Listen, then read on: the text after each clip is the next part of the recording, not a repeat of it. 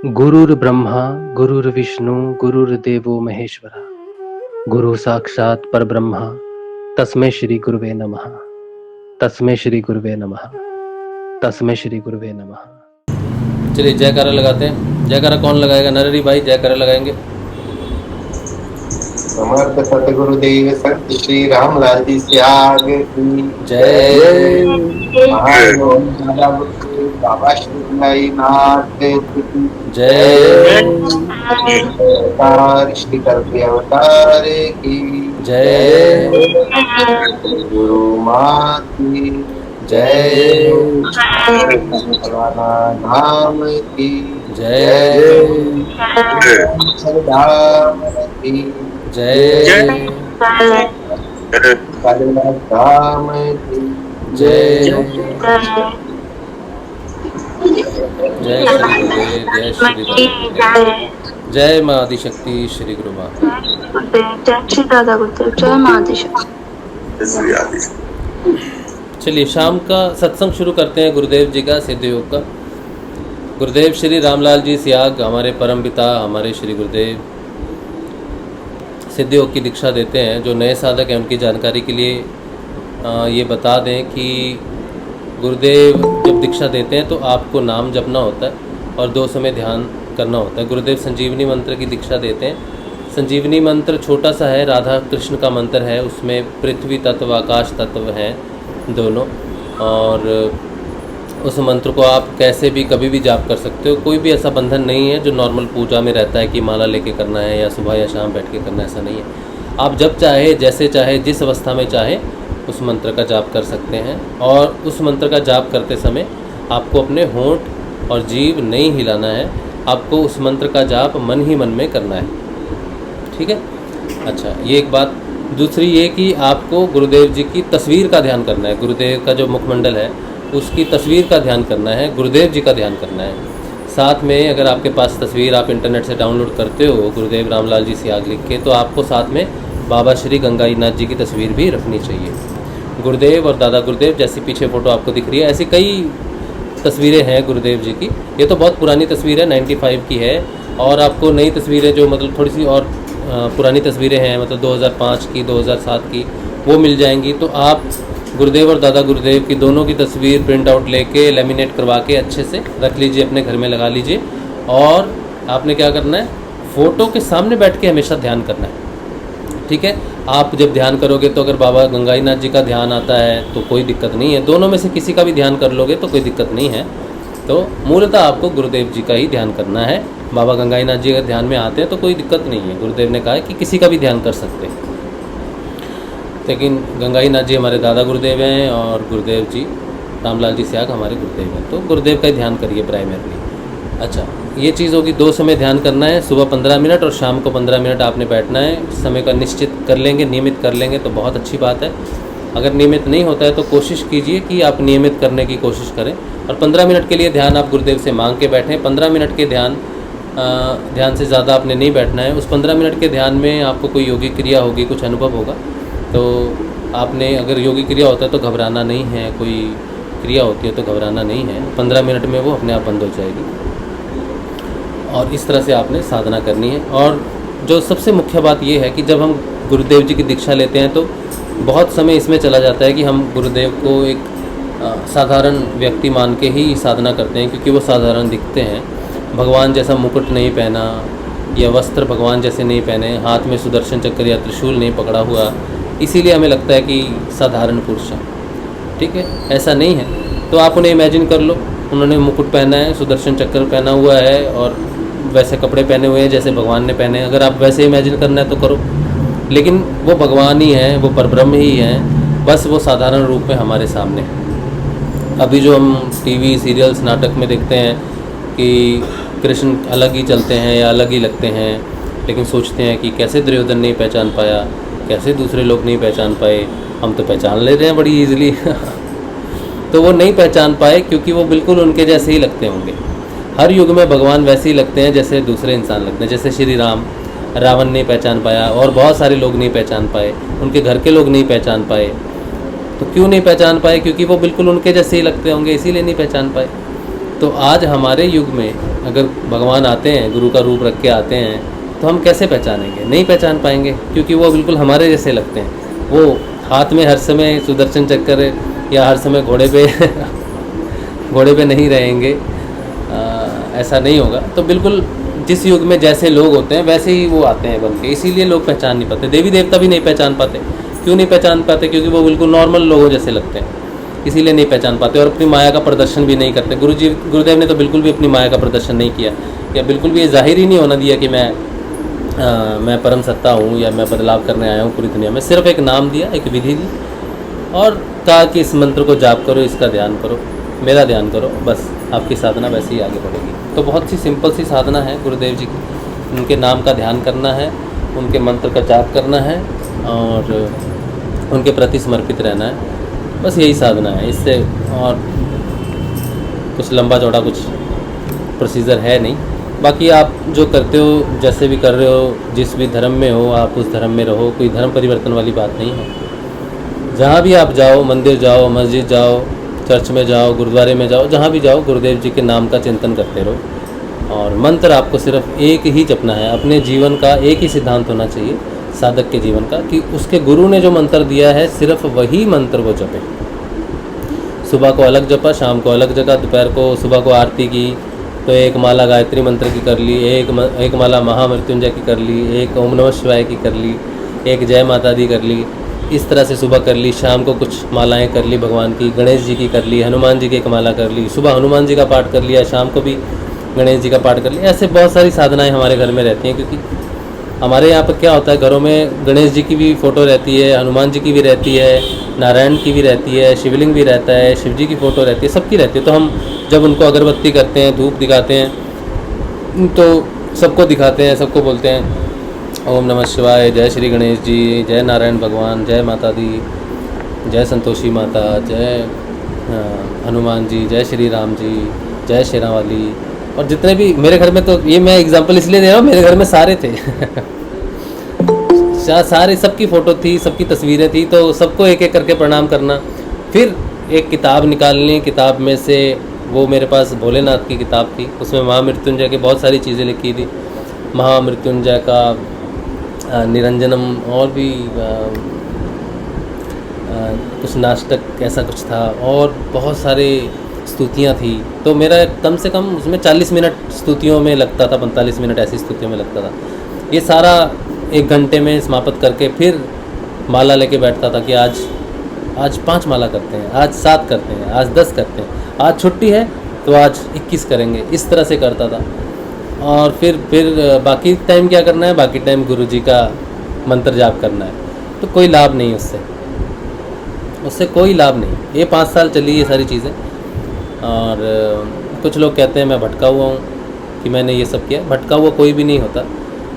जब तक आप गुरु की शरण में नहीं आते तब तक हमें पता नहीं चलता गुरु कौन है, कैसा है, किस तरह से आराधना करनी चाहिए। कोई बताने वाला नहीं होता। जैसे आज ये सत्संग होता है, तो सत्संग में वो बात करता हूँ जो मैंने किया। मुझे नहीं पता था गुरु कौन है। कभी हमारी पाठशाला में हमें नहीं पढ़ाया गया कि गुरुर ब्रह्मा गुरुर विष्णु गुरुर्देवो महेश्वर, गुरु साक्षात परब्रह्म तस्मै श्री गुरुवे नमः। ये रटाया तो गया, लेकिन इसका अर्थ नहीं बताया गया कि इस मंत्र का अर्थ क्या है। न स्कूल में बताया, न पिताजी ने बताया, न माताजी ने बताया, न किसी दोस्त ने बताया, न मंदिरों में किसी पंडित ने बताया। किसी ने भी नहीं बताया इसका अर्थ क्या होता है, गुरु क्या होता है, गुरु की महत्व क्या होती है। पूरा जीवन ऐसे ही गुजर 40 साल हो गए, किसी ने नहीं बताया जीवन के। तो जब गुरु जी की दीक्षा ली तब भी नहीं पता था कि क्या होता है, क्योंकि उस समय मुझे इतनी अवेयरनेस नहीं थी। इतने वीडियोस गुरुदेव के ऑनलाइन होते नहीं थे। 2014 की बात कर रहा हूँ मैं। तो इतने वीडियोस भी नहीं होते थे, इतने लोग भी नहीं बात करते थे ऑनलाइन। तो किसी से पता नहीं चला कि साधना कैसे करते हैं। तो 5 साल तक वैसे ही साधना की जैसे समझ में आता था कि गुरु जी का मंत्र जपना है, हर समय जपना है, और ये सब माला फेरना, पूजा करना, ये करना। अगर इसको भटका हुआ कह सकते हैं तो हम सभी भटके हुए हैं। इतना ही दोष हुआ मुझसे कि मैं समझ नहीं पाया गुरुदेव को। पहले 5 वर्ष तक मुझे किसी की सहायता प्राप्त नहीं हुई और ना ही कोई ज्ञान प्राप्त हुआ कि कैसे गुरु मंत्र में क्या शक्ति होती है। और इस तरह से लोग 20-20 साल तक समझ नहीं पाते। लोग 10-10 साल निकल जाते हैं लोगों के, वो समझ ही नहीं पाते कि हम कहाँ हमसे गलती हो रही है, क्यों हम गुरुदेव की तरफ नहीं जा पा रहे, क्यों हम साधना में आगे नहीं बढ़ रहे, क्यों हमारा बदलाव नहीं आता, तो इसको मैं भटका हुआ तो नहीं कहता, इसको मैं अज्ञानता कह सकता हूँ। और सभी अज्ञानता में ही गुरु को प्राप्त करते हैं। कोई महाज्ञानी हो और उसको गुरु प्राप्त हो तो ऐसा संभव नहीं है, क्योंकि अगर वो महाज्ञानी हो चुका है तो इसका मतलब है उसको गुरु की प्राप्ति हो चुकी है। गुरु के बिना तो ज्ञान हो ही नहीं सकता। तो अगर गुरु मिले हैं तो किसी अज्ञानी को ही मिले हैं। तो हम सब जब गुरु की प्राप्ति करते हैं तो हम अज्ञानी हैं, अज्ञानता में हैं। इसलिए अज्ञानता में भूलवश बहुत सारी गलतियां हमसे होती हैं, लेकिन वो किसी तरह से भटकाव नहीं उसको कहा जा सकता। इस तरह से दोष नहीं लगा सकते किसी को भी, तुम भटके हुए। तो वो क्या है? अज्ञानता है। तो धीरे धीरे उस नाम जाप से क्या हुआ कि मैं जब दूसरा मंत्र पढ़ता था तो दूसरा मंत्र पढ़ने के ठीक 10-15 मंत्रों के बाद वो गुरु मंत्र अपने आप आने लग जाता था। तो ये बात तो मुझे किसी ने बताई नहीं, ये तो मेरे अंदर ही प्रकट हुआ। मैंने अंदर ही इसका साक्षात्कार किया कि मैं जब मंत्र कोई और जपता हूँ तो गुरुदेव जी का मंत्र कैसे चलने लग जाता है। अब ये मेरे लिए उस समय विषम परिस्थिति थी, लेकिन अब बताने वाला कौन है? अंदर से गुरु ही है ना। तो हम चाहे कितनी भी अज्ञानता में हो, कैसे भी हो, गुरु हमें जानते हैं और वो हमारा मार्गदर्शन अंदर से करते हैं। अब हुआ ये कि गुरु जी का मंत्र हमेशा चलने लग गया। तब मुझे ये नहीं पता था कि ये गुरु मंत्र का ए जपा जाप है, इसको ए जपा जाप कहते हैं। ज़्यादा मंत्र जपने से ए जपा जाप लग जाता है। अब सोचने वाली सबसे बड़ी बात है कि मैंने गुरु जी का मंत्र जपा तो था, लेकिन महामृत्युंजय से ज़्यादा नहीं जपा था, क्योंकि महामृत्युंजय का भी मैंने सुबह शाम रात, सोते समय, रात को उठ के फिर सुबह जाप करना, जाते समय जाप करना, आते समय जाप करना, बैठ के 21-21 मालाएं जाप करना, 1.25 लाख जाप करना, ये जाप करना, इतना मैंने जाप किया, लेकिन मुझे महामृत्युंजय का ए जपा नहीं लगा। मैंने ओम नमः शिवाय के बहुत जाप किए, लेकिन कभी नहीं लगा। माँ की स्तुतियाँ की, बहुत कुछ किया, लेकिन किसी का भी ए जपा जाप मुझे नहीं लगा। सिर्फ गुरु मंत्र का ही मैंने जब जाप किया, वो भी नित्य पूजा सेवा कर्म करके, उसके बाद जो समय बचता था, जितना हो सकता था, फिर मैं जाप करता था। जितना मुझे याद आता था मैं करता था, बहुत ज़्यादा करता था, मुझे याद है, बहुत जाप करता था। भक्ति मार्ग पहले से ही मैं भक्ति में था, भक्ति करने में था, क्योंकि मेरे शरीर में बड़े कष्ट हैं और मुझे लगता था कोई डॉक्टर नहीं ठीक कर सकता, इसको भगवान ही ठीक कर सकता है, तो भगवान का नाम ही ठीक कर सकता है। ये मेरी एक धारणा थी कि मेरे दुखों का अंत भगवान कर सकता है। भौतिक रूप में कोई डॉक्टर कोई मेरा इलाज नहीं कर सकता, या भौतिक रूप से कोई मेरी सहायता नहीं कर सकता। ये मेरा बचपन से विश्वास बना रहा। तो मैंने भगवान का नाम बहुत जपा, बड़ी श्रद्धा से जपा। तो गुरुदेव का नाम भी मैंने वैसे ही जपा कि गुरुदेव कहते हैं बीमारियां ठीक होती हैं, तो बस मैं वो बीमारियों के लिए जपता रहा। मुझे ए जपा जाप लग गया, लेकिन मुझे पता नहीं था। फिर मैं जब कोई दूसरा नाम जप रहा हूँ तो गुरुदेव जी का ही नाम आ रहा है बार बार, गुरुदेव जी का ही मंत्र जाप चलता है। फिर वो चला 2.5 साल, और 2.5 से 3 साल वो वैसे ही चला। फिर भी मुझे ए जपा जाप का ज्ञान होने के बाद भी मुझे समर्पण नहीं पता था। तो अगर हम जाप करते हैं, अज्ञानता में करते हैं, तो पहली घटना हमारे साथ ए जपा जाप की घटती है। ए जपा जाप के बाद भी अज्ञानता बनी रहती है। अब वो 5 साल ए जपा जाप चला, 5 वर्ष तक। 5 वर्ष कम नहीं होते, 60 महीने होते हैं। 1 महीना 2 महीना, कोई कहता मेरे 6 महीने में परिवर्तन नहीं आ रहा, मेरे को 10 महीने हो गए नाम जप रहे, मुझे ए जपा जाप नहीं लगा। मुझे ए जपा जाप कब लगा मुझे पता ही नहीं। वो तो बहुत बड़ी समस्या जीवन में खड़ी हो गई बोल के, तब जाके पता चला ए जपा जाप लगा है। 2.5 साल, 2017 में मुझे पता चला कि ए जपा जाप लगा, लेकिन उसका ज्ञान मुझे 2019 में हुआ। जब नाद आया तब मुझे ए जपा जाप महसूस हुआ, 2019 में एंड में, दिसंबर के आसपास शायद। तो कितना वर्ष लग गया वो समझने के लिए। तो ए जपा जाप से भी परिवर्तन तो आया, लेकिन पता ही नहीं चला। तो सोचो कितनी अज्ञानता होगी, कितनी डार्कनेस होगी, कितनी ज़्यादा हम घिरे हुए हैं इस कलयुग में कि ए जपा जाप 5 वर्ष चलने के बाद, अगर आप सोचो ए जपा जाप 5 वर्ष चल रहा है, तो 1 सेकंड में 1 बार चल रहा है, 1 मिनट में 60 बार चल रहा है, तो 1 दिन में कितनी बार हो गया? आप मल्टीप्लाई कर लो, कितने सेकंड्स होते हैं 1 दिन में, इतना जाप हो गया, है ना। फिर 1 दिन में हो गया, 1 महीने में उसको कैलकुलेट करो कितना जाप हो गया। फिर 12 महीने 12 महीने का 1 साल हो गया, 1 साल को 5 से मल्टीप्लाई करो, कितना जाप हो गया? 1 करोड़ के आसपास तो पहुंच गया होगा शायद। 5 साल में हर सेकंड अगर एक बार नाम जपा जा रहा है, तो 5 साल में अगर आप कैलकुलेट करो तो कितना हो गया होगा? 1 करोड़ के आसपास हो गया होगा। देखना, कोई कैलकुलेट करके मुझे बताना कितना यूट्यूब पे। तो जब एक इतना नाम जाप करने के बाद आपको समझ में आए कि गुरु क्या है, तो सोचो कितना अंधकार होगा। अगर गुरु कहते कि तू 5 साल तक ये नाम जप, तो मैं तो जपता ही नहीं। मुझे अगर मुझे पहले कोई बता दे कि 5 साल तक तेरा कुछ नहीं होना, बहुत अंदर ही अंदर परिवर्तन होने हैं, उसके बाद तुझे जागृति आएगी। तो अच्छा, क्रियाएं तो होती थी, शुरू से ही मुझे होती थी क्रियाएं, तो पहले दिन से क्रियाएं होती थी, लेकिन लाभ ही नहीं होता। फिर क्रियाएं भी गुस्सा आने लगता है आपको कि क्रियाएं तो हो रही हैं, परिवर्तन तो हो नहीं रहा, बीमारी तो ठीक नहीं हो रही है, तो नहीं हो रहा। फिर वो बेकार लगने लगती हैं चीज़ें की, पर वो रुकती भी नहीं, फिर वो रुकती भी नहीं। तो ये जो बदलाव है ना, इसमें समय लग जाता है कई बार। हम कितने अंधकार में फंसे हुए हैं। मैं अभी एग्जांपल दूंगा तो किसी दूसरे की बात हो जाएगी, लेकिन आपको मैं सही बता रहा हूँ, ये सिर्फ एग्जांपल के लिए कह रहा हूँ। लोग 30 वर्षों से लगे हुए हैं और उनमें कोई बदलाव नहीं है। वो अभी भी वैसी ही बातें करते हैं, बदनामी की बातें करेंगे, किसी से ईर्ष्या की बातें करेंगे, यही प्रचार करते हैं, ईर्ष्या का ही प्रचार करते हैं, ईर्ष्या की बातें करते हैं, ये सारी चीज़ें करते हैं। तो जो व्यक्ति के अंदर नाम जब की रोशनी हो जाए, उसको दूसरे किसी की बात करने का समय कैसे मिल सकता है? उसके हृदय से किसी दूसरे के प्रति कैसे निकल सकता है? तो अगर 30 वर्ष नाम जपने के बाद भी अगर परिवर्तन ना हो, तो अंधकार कितना घना हो सकता है, कितना गहरा हो सकता है। इसमें किसी व्यक्ति विशेष की बात नहीं है कि उसका नहीं हुआ या मेरा नहीं हुआ। इसमें बात ये अंधकार की है कि इतना अंधकार है, और अलग अलग लोग, अलग अलग साधक अलग अलग अंधकार में हैं। आपका अंधकार कम हो सकता है, मेरा ज़्यादा हो सकता है, मेरे से ज़्यादा किसी और का हो सकता है। तो अलग अलग लेवल हैं सबके। तो इसे कहते हैं कर्म प्रारंभ। तो आप जब नए साधक जुड़ते हैं, तो आप किसी एक व्यक्ति को निशाना मत बनाओ कि इसका अगर होने लग गया है नाम जाप, इसका अगर इसको ये दर्शन होने लग गया या परिवर्तन होने लग गया, तो मुझे क्यों नहीं हो रहा। ये सबसे बड़ी भूल है जीवन की। अपने आप को किसी दूसरे के साथ कंपेयर करना सबसे बड़ी भूल है। आप शायद जल्दी हो जाएगा आपका काम।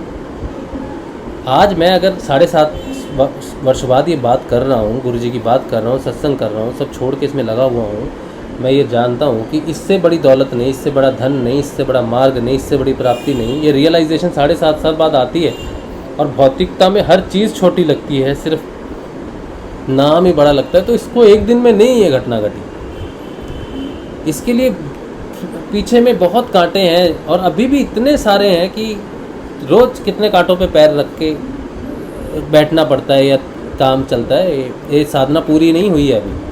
ये साधना पूरी हो गई बोल के व्यक्ति सत्संग कर रहा है, नहीं। वो होते हैं महान कथावाचक, होते हैं महान लोग, होते हैं जो पहले गुरु की तपस्या करते हैं, गुरु का अनुसरण करते हैं, फिर गुरु उनकी परीक्षाएं लेता है, उनको काबिल करता है, और फिर कहता है कि आज तुम्हें 15 साल हो गए, 20 साल हो गए, अब तुम कथा करो, अब तुम रेडी हो गए। हम तो रेडी भी नहीं हुए। हम तो गुरुदेव ने हमें ऐसी तलवार थमा दी, बोला चलो जाओ आगे, निकलो आगे चलो, समय नहीं है बैठने का, प्रैक्टिस करने का समय नहीं है, बस निकल जाओ, तुम लड़ो, मेरा नाम लेते रहो, तलवार चलाओ मेरे नाम से, घुमाओ, वो सब काम होता रहेगा।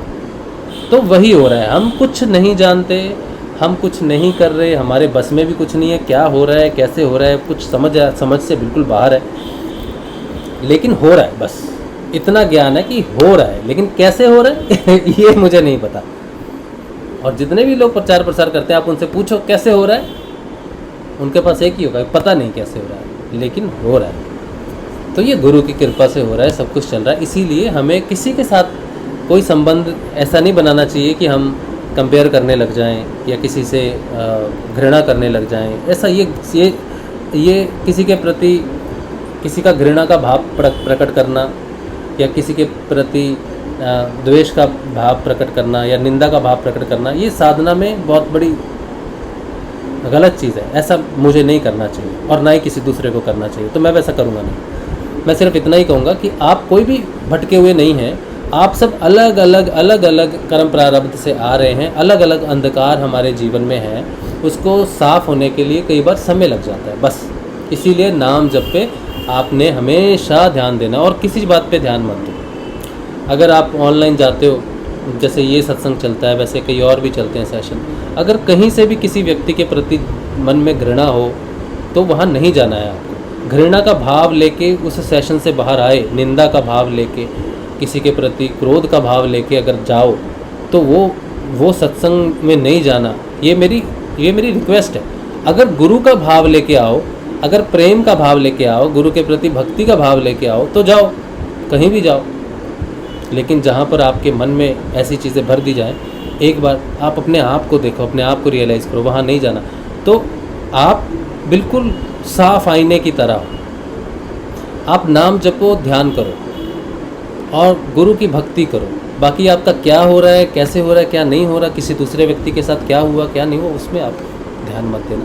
नए साधकों के लिए कह रहा हूँ, पुराने साधक तो अब सभी समझदार हो गए, सभी ये जानते हैं, लेकिन नए साधक को थोड़ी सी कष्ट हो सकता है। वो आएगा, देखेगा कि इधर भी चल रहा है सेशन, उधर भी चल रहा है, इधर भी चल रहा है, ये इसको बोल रहा है, वो उसको बोल रहा है। तो हम सब ऐसे ही हैं, कुछ नहीं है हमारे हाथ में, सब गुरु की कृपा से हो रहा है, बस आप संभल के रहना, ठीक। तो नाम जप करना है, ध्यान करना है, सिर्फ गुरु का मंत्र का ही जाप करना है और कोई मंत्र जाप नहीं करना है। ये साफ है, क्लियर है। अगर सुबह कोई और मंदिर में पूजा करते हो तो नहीं करनी है, ये आज मैं बहुत साफ बोल दे रहा हूँ, ठीक है। ज़रूरत नहीं है आपको। अगर आप करते हो तो फिर आप लंबे समय तक बाहर ही भटकते रहोगे, हृदय में प्रवेश नहीं कर पाओगे, आंतरिक साधना में प्रवेश नहीं कर पाओगे। सिर्फ गुरु मंत्र का जाप करो। गणेश जी की आरती करो तो गुरु जी का मंत्र से करो, हनुमान जी की आरती करो तो इसकी करो। अच्छा, इसमें भी भाव की बात है, इसमें भाव की बात है, क्योंकि मैंने एक बार ऐसा किया था। जब मैंने देख लिया कि फ़र्क नहीं पड़ेगा, सिर्फ एक गुरु को ही ध्यान रखना पड़ेगा और कोई मंत्र नहीं, तो मैं जब शनिदेव की पूजा करता था। अब ये गलती क्या हुई, ये भाव की गलती हुई। एक्चुअली गलती क्या हुई कि शनिदेव की शनिवार को पूजा करता और बाकी दिन गुरुदेव जी की पूजा करता और एक बार महामृत्युंजय का जाप करता। ये आखिरी अवस्था थी, जब अज्ञानता की आखिरी अवस्था थी। तो जब मेरे को ये प्रकट हुआ कि सिर्फ गुरुदेव जी का ही नाम करना है, तो मैंने गुरुदेव जी की तस्वीर में शनिदेव को देख के मंत्र का जाप शुरू किया। और जब भी शनिदेव की पूजा में कोई गलती होती थी तो घुटने पे चोट लगती थी। ये बात मैं बार बार इसलिए बताता हूँ क्योंकि नए लोग जुड़ जाते हैं ना, तो उनके लिए बताता हूँ। तो ये गलती हो गई मुझसे, और गलती होते ही शनिदेव का, जिस दिन गलती होती थी शनिवार को शाम तक मुझे पता चल जाता था, संध्या होते ही वो फल उसका मिल जाता था, मतलब शनिदेव का इशारा मिल जाता था। कैसे मिलता था? घुटने पे मेरे चोट लगती थी, हमेशा घुटने पे चोट लगी। तो मैंने जब तक शनिदेव की आराधना की, कोई गलती की आराधना में, तो उसी दिन शाम को सूरज ढलते ही मेरे को घुटनों पे चोट लगती थी बहुत जोर। तो ये भी ऐसे ही हुआ, सुबह गुरुजी का ध्यान किया और साथ में शनिदेव को भी उनके चेहरे में देख लिया और गुरुजी का मंत्र जप लिया। ये सोच लिया कि शनिदेव की भी पूजा हो गई और गुरुदेव की भी हो गई, और निकल गया अपने काम के लिए। और रास्ते में ठोकर लगी और मैं गिरा, और घुटनों के बल गिरा जैसे गिरते हैं आगे, तो जान निकल गई, ऐसा गिरा। क्योंकि मेरे को back pain, severe back pain, spondylitis, तो घुटनों पे तो लगी, लेकिन वो पूरा इन्फ्लामेशन था पूरा, तो जैसे जान निकल गई हो। रास्ते पे ही लेट जाओ, मर गए मर गए समझ लो। लोगों ने उठाया मुझे कि छोटा जरा सा तो गिरा है भाई, तू उठ भी नहीं पा रहा। तो लोगों ने उठा के बड़ी मुश्किल से मुझे टेबल पे बिठाया। तो मुझे 5-7 मिनट लगे अंधकार छटने के लिए आँखों से। फिर मैं सोचा, मैंने कहा आज मैंने ऐसी क्या गलती कर दी जो शनिदेव ने इतनी ज़ोर से पीटा। फिर मुझे समझ में आया कि आज मैंने शनिदेव और गुरुदेव को एक साथ ध्यान में कर लिया। अब देखो, हम कहते हैं कि हमारे गुरुदेव जो है सारे देवी देवताओं में बसे हुए हैं। किसी का भी ध्यान कर लो, गुरुजी का नाम जप लो, कहीं भी चले जाओ, ये सही बात है। लेकिन इसमें बारीक सी जो बात है वो है भाव की। मैंने चतुराई ये की कि मैंने कहा कि मैं इस मंत्र में दोनों की पूजा कर ले रहा हूँ, दोनों से मुझे फल प्राप्ति होगी। वो फल प्राप्ति की इच्छा अभी भी बाकी थी। शनिदेव का आशीर्वाद मुझ पे बना रहे अलग से पूजा, लेकिन मैं एक ही करूँगा। लेकिन शनिदेव को छोड़ नहीं रहा था। मतलब ये था कि मैं द्वैतवाद में था। मैंने नाम तो जपा दोनों को एक साथ करके, लेकिन द्वैतवाद में रहा। शनिदेव की अलग आइडेंटिटी थी, इसीलिए मैंने एक साथ उनको कंबाइन करने की कोशिश की। तो ये द्वैतवाद था। तो शनिदेव अपनी पूजा में, ये शनिदेव का बहुत अच्छा, शनिदेव ने ये मेरा मार्गदर्शन किया उस समय, कि शनिदेव ने मुझे याद दिलाया कि ये एक भाव नहीं है, ये एकत्व नहीं है। ऐसा गुरुदेव ने नहीं बोला आपके। जिस भाव से तुम कर रहे हो उस भाव से नहीं बोला। तुम सिर्फ अपने गुरु की आराधना करो, सिर्फ गुरु के प्रति समर्पित हो जाओ, तब सारे देवी देवताओं की पूजा अपने आप होने लगेगी। मेरी भी पूजा अपने आप होने लग जाएगी। आज शनिवार ही है, देख लो, आज शनिवार को मैं शनिदेव की बात कर रहा हूँ। आज भी शनिदेव मुझसे कितना स्नेह करते हैं। हाँ, आज भी मैं उनको हृदय से प्रणाम करता हूँ कि शनिदेव का मार्गदर्शन। और ये बात आज मैं इतना अभी जान के इस बात को बड़ा प्रफुल्लित हो गया हूँ कि आज शनिदेव की बात हो रही है और आज शनिवार है। तो शनिदेव ने मेरे मन में ये भाव दिया कि ये गलत किया तूने जो भी किया, और ये बिल्कुल सही बात थी कि मैंने एकत्व की तरफ नहीं बढ़ा, सिर्फ गुरुदेव की तरफ नहीं बढ़ा था। मेरे 2 कश्तियों पे ही पाँव थे, इसीलिए मैं मंत्र तो गुरुदेव का जप रहा हूँ, लेकिन शनिदेव का एक तरह से अपमान था शायद वो, कि क्या कैसे तुम साधना को लाइटली ले सकते हो, बाहर की साधना और अंदर की साधना एक साथ कैसे हो सकती है, नहीं हो सकता। तो फिर वो जो संकेत था शनिदेव का, वो मेरे लिए सबसे बड़ा जीवन का संकेत था। फिर मैं समझ गया कि अब एक को तो छोड़ना ही पड़ेगा, या गुरुदेव को या फिर बाहर की पूजा, शनिदेव की पूजा छोड़नी ही पड़ेगी। वो फाइनल क्लू था शनिदेव का। फिर मैंने डिसाइड किया ठीक है शनिदेव, अगर ये भी गलती हो गई ना, अगर आप चाहते हो कि पूर्ण रूप से गुरुदेव को समर्पित हुआ जाए, तो इस बार शनिवार के दिन मैं मंदिर आऊँगा और आपकी जैसे मैंने पूजा अर्चना की है आज तक 1 वर्ष से, 1.5 वर्ष 2 वर्ष होंगे शायद, वैसे ही मैं आपकी पूजा अर्चना करूँगा, लेकिन आखिरी बार करूँगा। तो मैंने हम सारे परिवार के साथ शाम को जाते थे ऑफिस से आने के बाद, और वैसे ही शनिदेव के मंदिर में जाके भगवान की अर्चना की, आरती की, प्रसाद दिया, और फाइनली उनके सामने हाथ जोड़ के खड़ा हो गया, हाथ जोड़ के बैठ गया कि प्रभु आज ये अंतिम दिन है कि मैं आपके मंदिर में बैठा हूँ, आपको बाहर से आराधना कर रहा हूँ, अब मुझे सिर्फ गुरु का मार्ग ही चुनना है। एक बात निश्चित है कि अब मैं मंदिर तो नहीं आऊँगा कभी, आपकी पूजा अर्चना भी नहीं करूँगा कभी, लेकिन जो भी मुझे मिला है ये वर्षों में, वो आपकी कृपा है, इसको मैं कभी भुला नहीं सकता। ये आपकी ही कृपा से है कि मुझे नौकरी मिली, आप ही की कृपा से है कि मुझे घर मिला, और आप ही की कृपा है कि आज मुझे गुरुदेव का मार्ग भी मिल रहा है। इस बात को मैं कभी भूल नहीं सकता कि आप मेरे सच्चे मार्गदर्शक बने जीवन में।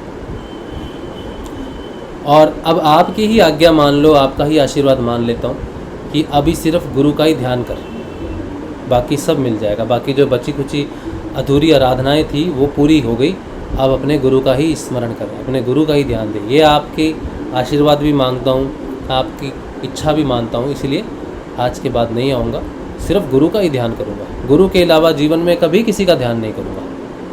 ये शनिदेव के मंदिर में की बात है, 2019 सितंबर या अक्टूबर, सितंबर की बात है ये शायद, जहाँ तक मुझे याद है। इससे पहले की बात मैं बताता हूँ, ये अब मैं थोड़ा पीछे ले जाता हूँ आपको। 2014 से पहले की बात है। हमारे घर में थोड़ी प्रॉब्लम चल रही थी, हमारा घर हमने बेचना था, तो उसकी बड़ी समस्या हो रही थी, बिक नहीं रहा था। तो हमने शनिदेव के मंदिर में जाना शुरू किया। शनिदेव के मंदिर में जब हमने जाना शुरू किया, तब वहाँ के पुजारी जिस मंदिर में बैठते थे वो बड़े अच्छे व्यक्ति, उन्होंने हमें शनिदेव का कुछ लॉकेट दिया था, उसमें शनिदेव के फूल होते हैं, तो वो चांदी के लॉकेट में डाल के दिया था, और उसको हमें रोज़ शनिवार को नहा के, शनिदेव की आराधना का एक ढंग था, मतलब तो सुबह नहाना है और शनिदेव की आराधना करनी। तब गुरुदेव से दीक्षा नहीं ली थी मैंने, तो शनिदेव के आराधना करते थे हम लोग। और जैसे ही वो शनिदेव की आराधना हमने शुरू की थी, वो मंदिर में जाते थे, वो सिद्ध मंदिर था, छोटा सा था लेकिन सिद्ध था। तो हमारे काम होने लग गए, सारे काम बनने लग गए, वो घर बिक गया, हम नए घर में आ गए, सब कुछ होने लग गया, चलने लग गया सब कुछ। फिर उसके बाद में थोड़ा सा लीन पीरियड आया बीच में, क्योंकि हम वो मंदिर अब जा नहीं पा रहे थे, मंदिर दूर हो गया था। घर जब बेच दिया था, दूसरे घर में जब गए तो वो दूर ही हो गई बहुत ज़्यादा, तो इतनी दूर जाना बाइक पे बहुत कभी कभी संभव नहीं हो पाता था। कभी मैं ऑफिस से लेट हो गया तो रेगुलर नहीं हो पा रहा था। तो हमने कहा मंदिर बड़ा दूर पड़ता है शनिदेव, तो हमने पुजारी जी को फ़ोन किया, बोला हम नहीं आ पाएंगे। तो उन्होंने हमें चेतावनी दी, कहा कि बेटा तुम ऐसे मत छोड़ो, नहीं तो मुश्किल हो जाएगी। उन्होंने हमसे कहा था कैसे मत छोड़ो, मुश्किल हो जाए। हमने कहा हमारे पास कोई और चारा नहीं है। तो वो जो दिया था, जिस तरह से पूजा साधना में बताई थी, वो हमने बहा दी थी। और वहाँ पे एक शनिदेव का मंदिर था, वहाँ कभी कभी जाके हम ज़रूर शनिदेव को अर्चना पूजा कर लेते थे, सब कुछ करते थे। लेकिन उसके बाद फिर बहुत बड़ी घटनाएं घटी और वो पूजा हमने छोड़ दी, शनिदेव की अधूरी पूजा हमने छोड़ दी। अब जब गुरुदेव की प्राप्ति हुई, तब मैंने 2 आराधनाएं मुख्य रूप से या 3 आराधनाएं मैंने मुख्य रूप से छोड़ रखी थी जो अधूरी की थी। पहली आराधना सूर्यदेव की, सूर्यदेव के 21 व्रतों का मैंने संकल्प लिया था। 2012 की बात है, 11 की बात है, और मैंने 7 व्रत करके छोड़ दिए, वो आराधना अधूरी रह गई। और दूसरी ये शनिदेव की आराधना जो पूरी नहीं हुई किसी तरह से, वो छोड़ दी। और तीसरी महामृत्युंजय की आराधना, वो भी मैंने कभी ठीक से नहीं की, बस रोज करता जरूर था, कभी संकल्प ले लिया, कर लिया, हो गया, नहीं हो गया, बस घर की बात ऐसे चल रहा था। 3 आराधनाएं मेरी ठीक से मैंने नहीं की। जब मैं गुरुदेव जी के संदर्भ में आया, गुरुदेव जी की दीक्षा में आया 2014 में, तो उसमें मेरी बहुत लंबे समय तक तो महामृत्युंजय की आराधना कंप्लीट हुई। फिर मैंने सूर्य व्रत किए फिर से आराधना में, और मुझे पता नहीं था मैं क्या कर रहा हूँ। 21 व्रत मैंने पूर्ण किए आराधना में सूर्यदेव की एक, और मैं रोता था। रविवार को सूर्यदेव के सामने प्रार्थना करके रोता था कि आपके व्रत करने से तो कष्ट दूर होते हैं, मेरे क्यों नहीं हो रहे? जो प्राप्ति आपके व्रत करने से होती है मेरे को क्यों नहीं हो रही? 21 व्रत करके फाइनली 21वें व्रत के दिन मेरे को तो बड़ा रुलाया था ज़्यादा, जहाँ तक मुझे, और वो व्रत था आखिरी व्रत था शायद, उसके बाद की बात है शायद। उस दिन हमारा घर चला गया था। तो मैंने कहा 21 व्रत मैंने किए और संडे के दिन ही घर चला जा रहा है, संडे के दिन ही मैं घूम रहा हूँ सड़क पे, ऐसी अवस्था थी। तो वो पूरा हो गया काम। फिर शनिदेव को समर्पण किया। शनिदेव की पूजा से वो व्यक्ति घर में आया, बोला आपको घर चाहिए? हाँ चाहिए। वो व्यक्ति हमारे घर, मैं ढूंढ नहीं रहा, मतलब हम ढूंढ रहे लेकिन मिल नहीं रहा, तो वो व्यक्ति स्वयं अपने घर का लेके हमारे दरवाजे पे आया, बात कर रहा। तो मैंने कहा हमको चाहिए, तो वहाँ गए, तो शनिदेव की कृपा शुरू हुई वहाँ से। तो सूर्यदेव के 21 व्रत पूरे हो गए, वो गुरुदेव ने उतार दिया। फिर शनिदेव की आराधना 1 वर्ष या 1.5 वर्ष, मुझे याद नहीं है कि कब से कब शुरू हुई थी, वो पूरी हुई। और उसके बाद जैसे ही वो पूरी हुई तो वो संकेत शनिदेव की तरफ मिलने शुरू हो गए कि अब गुरु की आराधना है, और मंदिर में जाके हमने पूरी विधि से उनको पूजा अर्चना की। और जैसे ही वो क्षण आया कि सारी प्रार्थनाएं याचनाएं समाप्त हो गई, अब साथ में माँ काली का मूर्ति है, उसके आगे नमन करके बाहर निकलना है मंदिर से, बस यही काम है। उसके बाद मंदिर में पूजा अर्चना के लिए कभी नहीं जाऊंगा। तो काली के आगे मैंने जैसे ही अपना सर रखा है, माँ शक्ति के आगे रखा है, वो मेरे जीवन की सबसे बड़ी घटना है। उससे बड़ी घटना आज तक नहीं घटी पूरे जीवन में, या फिर आज तक मैंने जितने भी जीवन लिए हों, मैं नहीं समझता उससे ज़्यादा महत्वपूर्ण घटना मेरे जीवन में घटी। माँ काली, माँ शक्ति के आगे जब मैंने अपना सर रखा है, तब मेरे को रीढ़ की हड्डी से लेकर आज्ञा चक्र तक कुछ इतनी तेज़ी से, वो जैसे चक्रवात तूफान आता है, वो गोल गोल घूम के पीठ से लेकर आज्ञा चक्र के अंदर में घुस गया। पहले तो मुझे लगा मुझे चक्कर आ रहा है, लेकिन वो बस 3-4 सेकंड का ही था, शायद 5 सेकंड होंगे, शायद इतना ही होगा, वो बहुत कम समय का था, हो गया।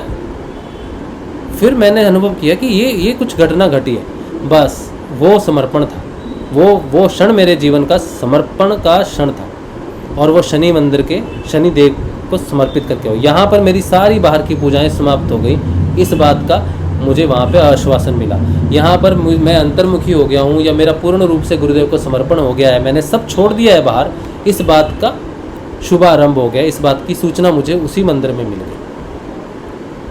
उसके बाद फिर मैं कभी किसी भी मनोकामना पूर्ण हेतु या किसी भी प्रकार की अपनी पर्सनल मनोकामना पूर्ण हेतु किसी मंदिर में नहीं गया, कभी भी नहीं गया।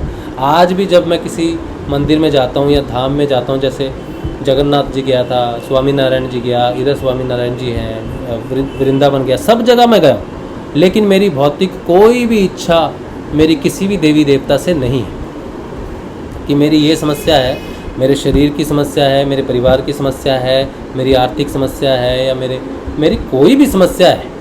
इस बात की समस्या का समाधान मुझे जान लेने के लिए मैं किसी मंदिर में, किसी दरबार पे उसके बाद नहीं गया हूँ, तो सिर्फ़ और सिर्फ अपने शिष्यत्व के बल को मजबूत करने गया हूँ, अपने शिष्यत्व की धारा को मजबूत करने गया हूँ, एक शिष्य के लिए आशीर्वाद लेने गया हूँ, एक गुरु के अच्छा शिष्य बन सकूँ ऐसा आशीर्वाद लेने गया हूँ, बस। इसके सिवाय मेरी कोई मंगल कामना नहीं है। आर्थिक रूप से, भौतिक रूप से, बाहर सृष्टि से मेरी कोई मंगल कामना नहीं है, किसी से भी नहीं है। सिर्फ और सिर्फ एकमात्र गुरु से ही मेरी सारी चीज़ें हैं, गुरु से ही जुड़ा हुआ हूँ। ये आज 2019 से लेकर आज तक की पूर्ण बात है। और 2019 के अक्टूबर से लेकर आज तक मेरा जीवन में तूफान की तरह बदलाव आया। लोग रेंग रेंग के साधना करते हैं, कछुए की तरह साधना चलती है उनकी, कई वर्ष लग जाते हैं उनको, घड़ी घड़ी तपस्याएं करते हैं, कठिन कठिन तपस्याएं करते हैं। मैंने कोई भी कठिन तपस्या नहीं की और मेरी साधना तूफान की तरह आगे बढ़ी है, आज तक बढ़ रही है, इस समय भी बढ़ रही है, इस क्षण भी बढ़ रही है। इस सत्संग से पहले भी कुछ और था, अब मैं कुछ और हूँ, इसके बाद कुछ और हो जाऊँगा। इतनी तीव्र गति है। लोग अपनी साधना में 6-6 महीने तक अपना बदलाव नहीं देख पाते, कई सालों तक अपना बदलाव नहीं बोल पाते। उनको 20 साल बाद बोलो क्या बदलाव है तो बदलाव नहीं बोल पाते। आप मुझे सेशन से पहले बदलाव की बात करूंगा तो सेशन के बाद मैं एक और बदलाव की बात कर सकता हूँ। इतनी तीव्र गति है। लेकिन इस तीव्र गति के साथ साथ भौतिकवाद का जो तूफान है वो मुझे डसता है। भौतिकवाद का जो सर्प है वो मुझे हर दिशा से डसता है। भौतिकवाद के जो ये तमोगुण, रजोगुण, सतोगुण है, ये सुबह से शाम तक मुझे डंक मारते हैं, हर पल डंक मारते हैं। ये सच्चाई है, बहुत बड़ी सच्चाई है ये। और इनका डंक मारना मुझे अच्छा लगता है। इनका डंक मारना ही मेरी आध्यात्मिक उन्नति है। ये मेरी टांग पकड़ के खींचते हैं, मेरे कान पकड़ के खींचते हैं, मेरे बाल नोच के पकड़ते हैं, मुझे नोचते हैं, मुझे खाती हैं। ये सारी भौतिकताएं हर तरफ से खाती हैं और मैं देखता हूँ, मैं इसको साक्षात्कार भी करता हूँ कि मुझे चीर रही हैं, मुझे फाड़ रही हैं हर तरफ से, एक तरफ से नहीं। लेकिन और ये अच्छा है, ये तिलमिला उठे हैं, ये गुण तिलमिला उठे हैं सारे के सारे और रोकने की कोशिश कर रहे हैं। रुक जाऊं किसी तरह से रुक जाऊं, जितना संभव हो सकता है प्रहार करते हैं। परिवार की तरफ से करते हैं, आर्थिक रूप से करते हैं, हर तरफ से। जो बच्चे जिस तरफ से भी हो, जिस तरफ से उसको रास्ता मिलता है मेरे दिमाग में, मेरे शरीर में घुसने का, वो घुसने की कोशिश करते हैं। और ये आसान नहीं है। अगर कोई ये इच्छा करे कि मैं ज्ञान की बात करता हूँ तो कोई दूसरा भी करे, तो ये इच्छा भी आपको भारी पड़ेगी। क्योंकि अगर आप रेडी नहीं हो तो ये मंगल कामना भी आपको करनी नहीं चाहिए। आप उठा के देखो इतिहास, कौन व्यक्ति है जो रोज़ सत्संग करता है गुरुदेव के नाम से? कैसे बैठ सकता है जब उसकी साधना ही पूरी नहीं हुई, उसको वो समाधि ही नहीं लगी, तो वो कैसे सत्संग रोज कर सकता है? जब उसको वो चीज़ ही नहीं है, उसके अंदर वो है ही नहीं, वो लाइट ही नहीं है, वो प्रकाश ही नहीं है जो सत्संग के लिए ज़रूरी होता है, तो कैसे कोई व्यक्ति बैठ सकता है? इसका अर्थ सिर्फ इतना ही है कि एक कठपुतली है, जो गुरुदेव ने एक कठपुतली रखी है और गुरु उसके माध्यम से कार्य कर रहे हैं। गुरु उसकी बैटरी है, गुरु ही उसका प्रकाश है, इसीलिए वो कर पा रहा है। उसका अपना कुछ भी नहीं है। वो ना ज्ञानी है, ना वो प्रेमी है, ना वो भक्त है, वो कुछ भी नहीं है। मैं अपने आप को एब्सोल्युटली ज़ीरो मानता हूँ अंदर से, और ये सत्य है, एब्सोल्युटली कन्फर्म्ड सत्य है कि जिस ज्ञान को आप देखते हो, जिस सत्संग में आप देखते हो, वो मेरे अंदर है ही नहीं। मेरे अंदर वो ऊर्जा ही कार्य करती है, और सिर्फ वो ऊर्जा ही है जो कार्य करती है, और वो सत्संग में ही कार्य करती है। सिर्फ उस ऊर्जा का ही करिश्मा है, जादू है, मैजिक है कि ये सत्संग हो रहा है। सिर्फ वो ऊर्जा ही है, सकारात्मकता ही है जो मेरे अंदर ज्ञान डालती है, ज्ञान का प्रकाश करती है। वरना कोई कुछ नहीं पढ़ा, कुछ नहीं, ज्ञान कुछ भी नहीं है। भौतिक बुद्धि तो जीरो से भी कम है, माइनस में है। अपने परिवार को अपनी बुद्धि का प्रयोग करके, 2 वक्त की अपनी बाहर जाके बुद्धि का प्रयोग करके कुछ करके दे सकूं, ऐसी भी नहीं है मेरी क्षमता। बुद्धि नाम से तो माइनस से भी माइनस है। लोगों की कुछ होती है पॉजिटिव, वो काम करते हैं, अपने परिवार को चलाते हैं, सब कुछ करते हैं। मेरे में माइनस है बुद्धि, ज्ञान है नहीं। ओ गुरुदेव जी का। तो जिस बंदे के पास बुद्धि नहीं, जिस पास ज्ञान नहीं, जिसके पास आर्थिक कुछ नहीं, जिसके पास भौतिक कुछ नहीं, वो बिल्कुल शून्य व्यक्ति है। क्यों है? क्योंकि ये सारी चीज़ें जो होती हैं ना, ये माया से प्राप्त होती हैं। और माया का ही त्याग है। गुरु की आराधना में माया का ही त्याग है, सर्वस्व का त्याग है, एकदम खाली, बिल्कुल एब्सोल्युटली खाली है, ना भूत ना भविष्य ना ही वर्तमान है। भूत आता है, भूत का मतलब वो डराने वाला भूत नहीं, भूतकाल की बात कर रहा हूँ। भूतकाल की स्मृतियाँ, भूतकाल के कर्म आते हैं खींचने के लिए। आज ही एक व्यक्ति ने मुझे भेजा, पता नहीं वो व्यक्ति क्यों मेरे से इतना जुड़े हुए हैं, मुझे समझ नहीं आता कि मैंने क्या अच्छा किया बुरा किया, उनको इतना इफेक्ट क्यों करता है, मुझे समझ नहीं आता। वो फिर से वो पुरानी बातें कोई जामसर वाली किसी ने की होगी सेशन में जाके, वो उसको ही पकड़ के फिर मेरे पे लगा रहे ये। लेकिन ये वो क्यों वो कर रहे हैं वो अलग बात है, लेकिन मेरे तक पहुंचने का अर्थ है मेरा भूतकाल मेरे तक पहुंच रहा है।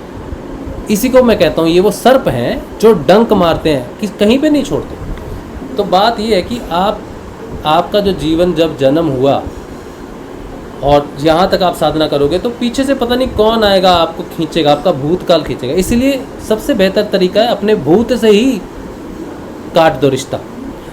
इसमें बुद्ध कहते थे ना, बुद्ध की बात है, बुद्ध कहते थे जो मैं आज हूँ वो पिछले क्षण, जो मैं इस क्षण में हूँ मैं अगले क्षण पिछले क्षण से अपना रास्ता काट देता हूँ। पिछले क्षण में किसी ने मुझसे प्यार किया, मोहब्बत की, किसी ने मुझसे नफरत की, ईर्ष्या की, किसी ने मेरा अपमान किया, सम्मान किया, मैं वो सब कट देता हूँ। वो मेरे वर्तमान में नहीं जाता और मेरा वर्तमान मेरे भविष्य में नहीं जाता। तो मैं बिल्कुल स्वतंत्र हूँ, काल से स्वतंत्र हूँ मैं। और यही एकमात्र मार्ग है जो आपकी साधना को आगे बढ़ा सकता है। वो एक श्लोक भी था, ना भूते ना भविष्यते, ऐसा कुछ था, मुझे याद नहीं। तो ये जो सर्प है ना, भूत भविष्य वर्तमान, ये अगर जितने काट रहे हैं ना आप उतना तीव्र गति से जा रहे हो, क्योंकि कोई तो रोकेगा, माया का कोई हिस्सा तो रोकेगा। और माइंड जो है ना, माइंड जो होता है, मन जो होता है, मन अंदर से खोखला है। सबसे ज़्यादा खोखला अगर कुछ है आपके पास तो आपका मन है, कुछ भी नहीं है उसमें, एम्प्टी, जैसे घर होता है एम्प्टी वैसे है। लेकिन फिर भी सबसे ज़्यादा ऑक्यूपाइड स्पेस माइंड ही है, सबसे ज़्यादा ऑक्यूपेंसी इसी में है। ये बिल्कुल वैसे ही है जैसे एक घर है, एक रूम का 12x12 में, और उसमें 1000 लोग रहते हैं। मन की बिल्कुल वैसी ही अवस्था है, अपने आप में उसका कुछ भी नहीं है, बस इन 1000 लोगों को बाहर निकालने की ही नाम साधना है। और ये लोग अंदर है नहीं, क्योंकि अंदर ही होते तो आप इनको बाहर निकाल नहीं सकते थे। ये लोग विचार हैं, तो अपने मन से वो हजारों विचारों को निकालना और मन को वैसे ही खाली कर देना ही साधना है।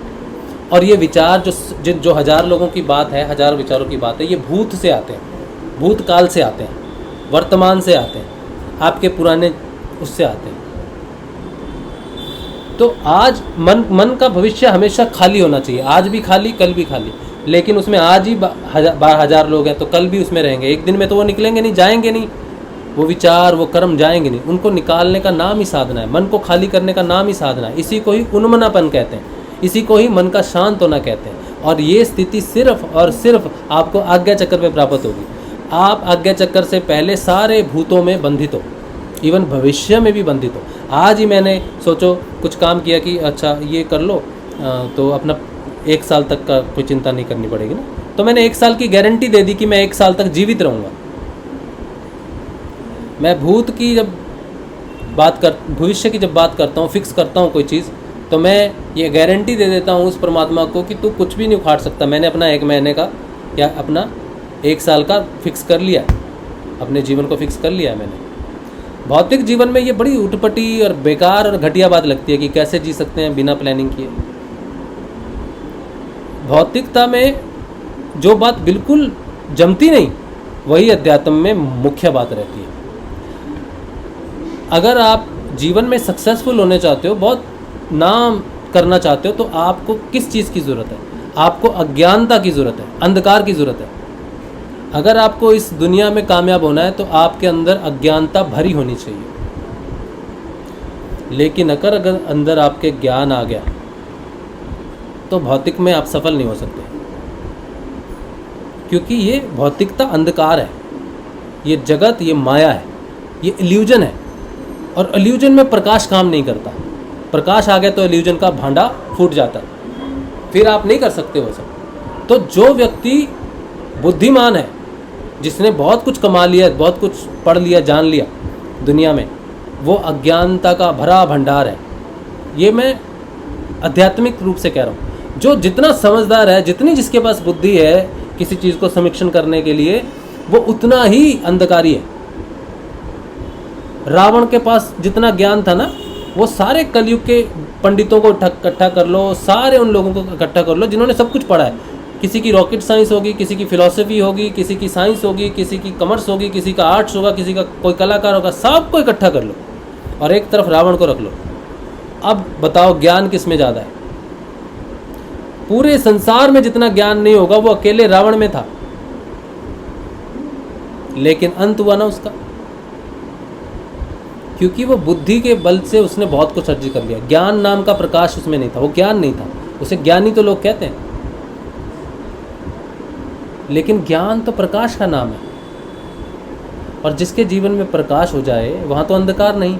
और जहाँ प्रकाश है, प्रकाश का नाम है ईश्वर, प्रकाश का नाम है प्रभु, भगवान, गुरु। वहाँ कैसे अंधकार हो सकता है? तो भौतिक जीवन में रावण संपदा से सुखी था, घर परिवार से सुखी था, लेकिन वो कैसा ज्ञान हो सकता है जब उसने देवताओं को ही बंदी बना लिया? उसे ज्ञानी कहना ही गलत है। उसके पास भौतिकता की बुद्धि बहुत ज़्यादा हो गई थी, उसने बाहर का ज्ञान बहुत अर्जित कर लिया था। उसने तपस्या भी की तो अंधकार के लिए की, प्रभु को पाने के लिए तपस्या नहीं की उसने अपनी भौतिक इच्छाओं को, संपदाओं को प्राप्त करने के लिए की। सोने की लंका उसने बना ली, सब कुछ बना लिया, लेकिन एक तिनका ज्ञान का, राम का अर्जित नहीं कर पाया। तपस्या, ऐसे कई तपस्वी हैं जिन्होंने हजारों वर्ष तपस्या की, लेकिन ज्ञान के लिए नहीं की, प्रकाश के लिए नहीं की, भौतिक संपदाओं में सुख पाने के लिए की, ईश्वर के लिए नहीं की। ईश्वर के भक्त कहलाए, सब कुछ कहलाए, लेकिन जहाँ प्रकाश है वहाँ अंधकार नाम का तिमिर रहता ही नहीं। अहंकार तिमिर है, अंधकार है, और ज्ञान प्रकाश है। तो भौतिक संपदा, भौतिक चीज़ें, ये सारी जब देखती हैं कि प्रकाश हो रहा है तो अंधकार तिल मिलाता है, डसता है। और साधना का ये बहुत बड़ा और मुख्य अंग है। आप उस डंक से बच नहीं सकते, पर दिक्कत ये है कि वो डंक आपको तब लगेगा जब आपके अंदर ज्ञान की चिंगारी उठेगी, ज्ञान के प्रकाश की लाइट उठेगी, तब भौतिकता आप पे आक्रमण करेगी, तब गुण आपके ऊपर आक्रमण करेंगे, तब भूत आपके ऊपर आक्रमण करेगा, आपका भविष्य आपको डराएगा, आपका वर्तमान आपको धिक्कारेगा। तमस भूतकाल, रजस वर्तमान और सतव भविष्य। जब सतव ही आपको भविष्य ही अंधकार में लगेगा तो सोचो सतव गुण ही अंधकार में है, तो वो जीवन का क्या अर्थ हो सकता है? जब ये तीनों गुण आपको धिक्कारेंगे, सतव गुण भी धिक्कारेगा, रजोगुण धिक्कारेगा, सतव गुण अंधकार दिखाएगा, कुछ नहीं हो सकता, ना इस जन्म का ना अगले जन्म का। और भूतकाल तो बस खा जाएगा आपको, आपने जो किया, मृत्यु तक प्रकट कर दे ऐसा तमस। ये गुण है, और इनका साक्षात्कार सिर्फ और सिर्फ तभी हो सकता है जब आपके अंदर इनको देखने के लिए वो प्रकाश हो, जिसे ज्ञान कहते हैं। उसको धारण करने के लिए बहुत मुश्किल है, बहुत बहुत मुश्किल है। भगवान का नाम पार जरूर करता है, लेकिन भगवान का नाम लेने वालों का हालत बहुत ख़राब होती है। लेकिन वो लोग हारते नहीं, बस धर्म कभी हारता नहीं, सच्चाई कभी हारती नहीं, भगवान कभी हारते नहीं, और भगवान का लिया हुआ एक बार का नाम भी कभी हारता नहीं। लेकिन परीक्षाएं बहुत ज़्यादा, उसके प्रति खरा उतरना बहुत मुश्किल है। अपने मन की सेटिस्फैक्शन अध्यात्म नहीं है, अपने हृदय का प्रफुल्लित हो जाना अध्यात्म नहीं है, अपने आप को आनंद में ले जाने का नाम भक्ति नहीं है, अध्यात्म नहीं है। आनंद का भी त्याग है, क्योंकि आनंद अंतिम नहीं है। आनंद तो 5वां 6वां या 5वां कोश है, आनंदमय कोश। अगर कोई कहे मैं बहुत खुश हूँ, मैंने अपने आप को संतुष्ट कर लिया, मैंने आज ये कर लिया, तो वो अध्यात्म नहीं हो सकता। अध्यात्म में ये सब चीज़ें मुख्य है ही नहीं। संतुष्टि भी बहुत दूर है। आपको इच्छाओं से संतोष मुक्त कर सकता है, लेकिन आजकल संतुष्टि मनोकामना को पूर्ण करने का नाम है। असली संतोष के बारे में हम जानते नहीं। तो भौतिक संतुष्टि तो कुछ भी नहीं, हर दिन मिली हुई संतुष्टि कुछ भी नहीं। ऐसा आनंद होना चाहिए जिसे प्राप्त करने की कोशिश ही ना की जाए, बस वो घटित हो जाए। और वो ऐसे होता नहीं, क्योंकि आनंद तीनों कालों से मुक्त है, तीनों गुणों से मुक्त है। अगर मुझे भूतकाल का सर्प डंस रहा है तो वो आनंद है नहीं, क्योंकि वो डसेगा और डसेगा तो मुझे दुख होगा, तो मैं आनंद में कैसे हो सकता हूँ, क्योंकि मुझे दुख होगा। भविष्य में आने वाले सुख की प्रतीति हुई, वो भी आनंद नहीं है। आनंद का ना भूत है, ना भविष्य है, ना ही वर्तमान है, इसीलिए वो आनंद है। तो आनंद इतनी जल्दी, इतनी आसानी से कैसे प्राप्त हो सकता है?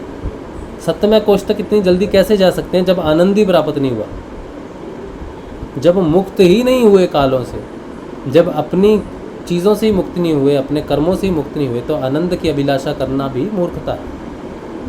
ये सारा पुराने साधकों के लिए है। जो मंगल कामना हम नाम जब से करते हैं कि हमारा ये हो रहा है, हम बहुत आगे जा रहे हैं, ये कर रहे हैं, असल में आप कहीं भी नहीं जा रहे। जाना तो तब होगा जब आप अपने आप से मुक्त हो जाओगे। जब आप अपने आप से नहीं मुक्त है तो कहाँ जाओगे? वहीं पे तो रहोगे। अध्यात्म और भौतिकता ये दोनों उल्टे हैं। जिसकी वैल्यू भौतिकता में है, अध्यात्म में वो बिल्कुल बेकार चीज़ है, कचरा भी नहीं है। वो अध्यात्म का कचरा भी नहीं है। भौतिकता का सर्व सुख, हाईएस्ट उच्चतम प्राप्ति जो भौतिकता की है, वो अध्यात्म में जीरो भी नहीं है। क्योंकि जो भी भौतिकता में है वो नश्वर है, और अध्यात्म में जो भी है वो अनश्वर है, अक्षय है। तो ये दोनों अलग जगत है। इसमें और इसमें आने के लिए आदमी के पास जो कुछ भी है उसका त्याग है। भौतिक रूप से तो त्याग दिखता है, लेकिन सूक्ष्म रूप से त्याग दिखता नहीं। वो वृत्तियों का त्याग है। इसी बात को ही स्पष्ट करके पतंजलि ने अष्टांग योग लिखा। भौतिकता और आध्यात्मिकता को क्रॉस करने का नाम ही अष्टांग योग है। जब वो क्रॉस करके अध्यात्म में पहला कदम रखते हैं तो पहला सूत्र लिखते हैं, अथ योगानुशासन। और जैसे ही वो लास्ट पग रखते हैं तो वो दूसरा सूत्र लिखते हैं, चित्त वृत्ति निरोध योग, चित्तवृत्ति निरोध योग। बस ये दो ही सूत्र हैं। पहला पग शुरुआत और दूसरा पग चित्त की वृत्तियों का निरोध योग है। तो योग की शुरुआत और योग का कंप्लीट पतंजलि दो ही सूत्रों में कवर कर देते हैं उसको। भौतिकता से उठा हुआ अध्यात्म की तरफ पहला कदम, और भौतिकता से उठा हुआ आखिरी कदम अध्यात्म में। इसके बाद बाकी वो बीच की ही सारी चीज़ों को एक्सप्लेन करते हैं कि यहाँ रह गया कदम तो ये हो गया, पीछे ही रह गया कदम तो क्या हो जाएगा, अगर कदम आगे बढ़ने के बाद भी पीछे चला जाए तो क्या होगा। तो ये सब चीज़ें बस चलती रहती हैं। वही 195 सूत्र, उनको 193 सूत्र और लिखने पड़े। दो सूत्रों के बीच में 193 सूत्र आते हैं, लेकिन जिसने दो सूत्र समझ लिए उसको 193 सूत्रों की ज़रूरत ही नहीं है। लेकिन ये जो बीच के सूत्र है ना, यही कश्मकश है, यही साधन पाद है, यही साधना है, यही ज्ञान की प्राप्ति धीरे धीरे होती है। लेकिन जो पहले कदम को, अंतिम कदम को ही कर ले, उसको बीच में ज़रूरत नहीं इस चीज़ की। लेकिन ये आसान है? आसान तो है नहीं। कैसे होगा? किसी के लिए भी आसान नहीं हो सकता, बिल्कुल आसान नहीं हो सकता। बच्चा आज ही पैदा हुआ और कल हम उसकी शादी कर दें और 9 महीने बाद कहें कि हमें संतान सुख दो, तो ये बिल्कुल वैसी ही बात होगी कि पतंजलि ऋषि आप दो ही सूत्रों में कवर कर दो, 195 ज़रूरत नहीं है, हम बड़े समझदार हैं। हमारे घर आज बच्चा पैदा हुआ है, हम कल इसकी शादी करेंगे और 9 महीने बाद ये हमें संतान सुख देगा। ये बिल्कुल वैसी ही बात होगी। हाँ, कोई राक्षस वृत्ति का हुआ तो आज पैदा हुआ तो वो एक ही क्षण में बड़ा भी हो जाएगा। भीम के पुत्र थे घटोत्कच, हिडम्बा उनकी माता का नाम, वो एक राक्षसी थी। तो भीम क्षत्रिय थे ना, तो उनके संयोग से जो प्रकट हुआ घटोत्कच, उसमें राक्षस का अंश था, राक्षसी का अंश था, इसलिए पैदा होते ही बड़े हो गए थे, पैदा होते ही बड़े हो गए। आप तो नहीं हो ना मैं तो, आप तो नहीं हो, लेकिन ये पता नहीं, अब नरहरि भाई को ज़्यादा पता होगा।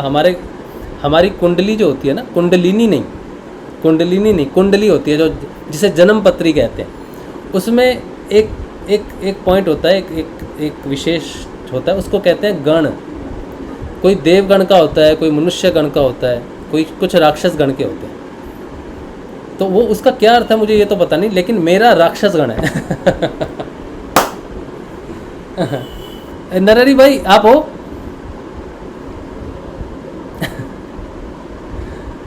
नरहरि भाई पता नहीं, अभी थोड़ी देर पहले तो थे, अभी नहीं है शायद, तो ये हो सकता है।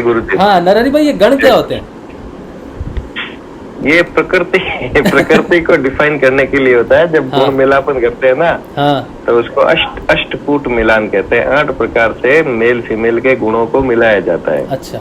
उसका एक भाग होता है गण। अच्छा। तो यानी कि उस व्यक्ति की कोई ऐसी विशेषता होती होगी, तो जैसे उसमें ये रहता है कि मनुष्य गण है तो उसका देवगण के साथ अच्छा कॉम्बिनेशन होता है। अच्छा। देव का है तो मनुष्य के साथ होता है। ऐसे, और मनुष्य का है तो राक्षस के साथ मीडियम होता है, और देव का राक्षस के साथ शून्य होता है। अच्छा। तो ये तो एक शरीर की प्रकृति आकृति को डिफाइन करने के लिए वश्य वर्ण भी है। उसमें ब्राह्मण, वैश्य, शूद्र और क्षत्रिय 4 वर्ण है। तो वो शरीर के नेचर के अनुसार है कि भाई व्यक्ति का ब्राह्मण वर्ण है, तो इसका मतलब चाहे वो ये क्या है, ये ब्राह्मण कुल में पैदा हुआ ये नहीं, यानी कि उसकी वृत्ति जो होगी ना वो कुछ ब्राह्मण वृत्ति जैसी, यानी सतोगुणी वृत्ति होगी। तो ये रहता है। फिर गण है, गण हो गया, फिर वर्ण हो गया, वश्य हो गया, तो इस प्रकार बकूट है। 8 प्रकार से इसको देखते हैं। तो कुंडली के नक्षत्र के आधार पर उस व्यक्ति का क्या नेचर है वो डिफाइन करने के लिए। अच्छा, ये इसलिए। अच्छा चलो, तो ये अब ये मैंने इसलिए बात कही कि थोड़ा सा रस आ जाए आपको राक्षसों को समझने के लिए तो ये चीज़ें हैं। ये जो अभी नरहरि भाई ने कहा, ये तो गुणों के हिसाब से कहा, लेकिन हमारी एक इन्होंने विशेष बात कही कि हमारा पूरा शरीर ना गुणात्मक है। तो ये शरीर बना हुआ 3 गुणों से, तमोगुण, रजोगुण और सतोगुण से बनी हुई ये मिट्टी है। उसके अंदर जो मन है उसमें भी है, प्राण में भी है, और इसी तरह से पूरी जो लेयर्स है ना, चित्त तक आनंद में भी आती है वो चीज़, चित्त तक गुणात्मक है।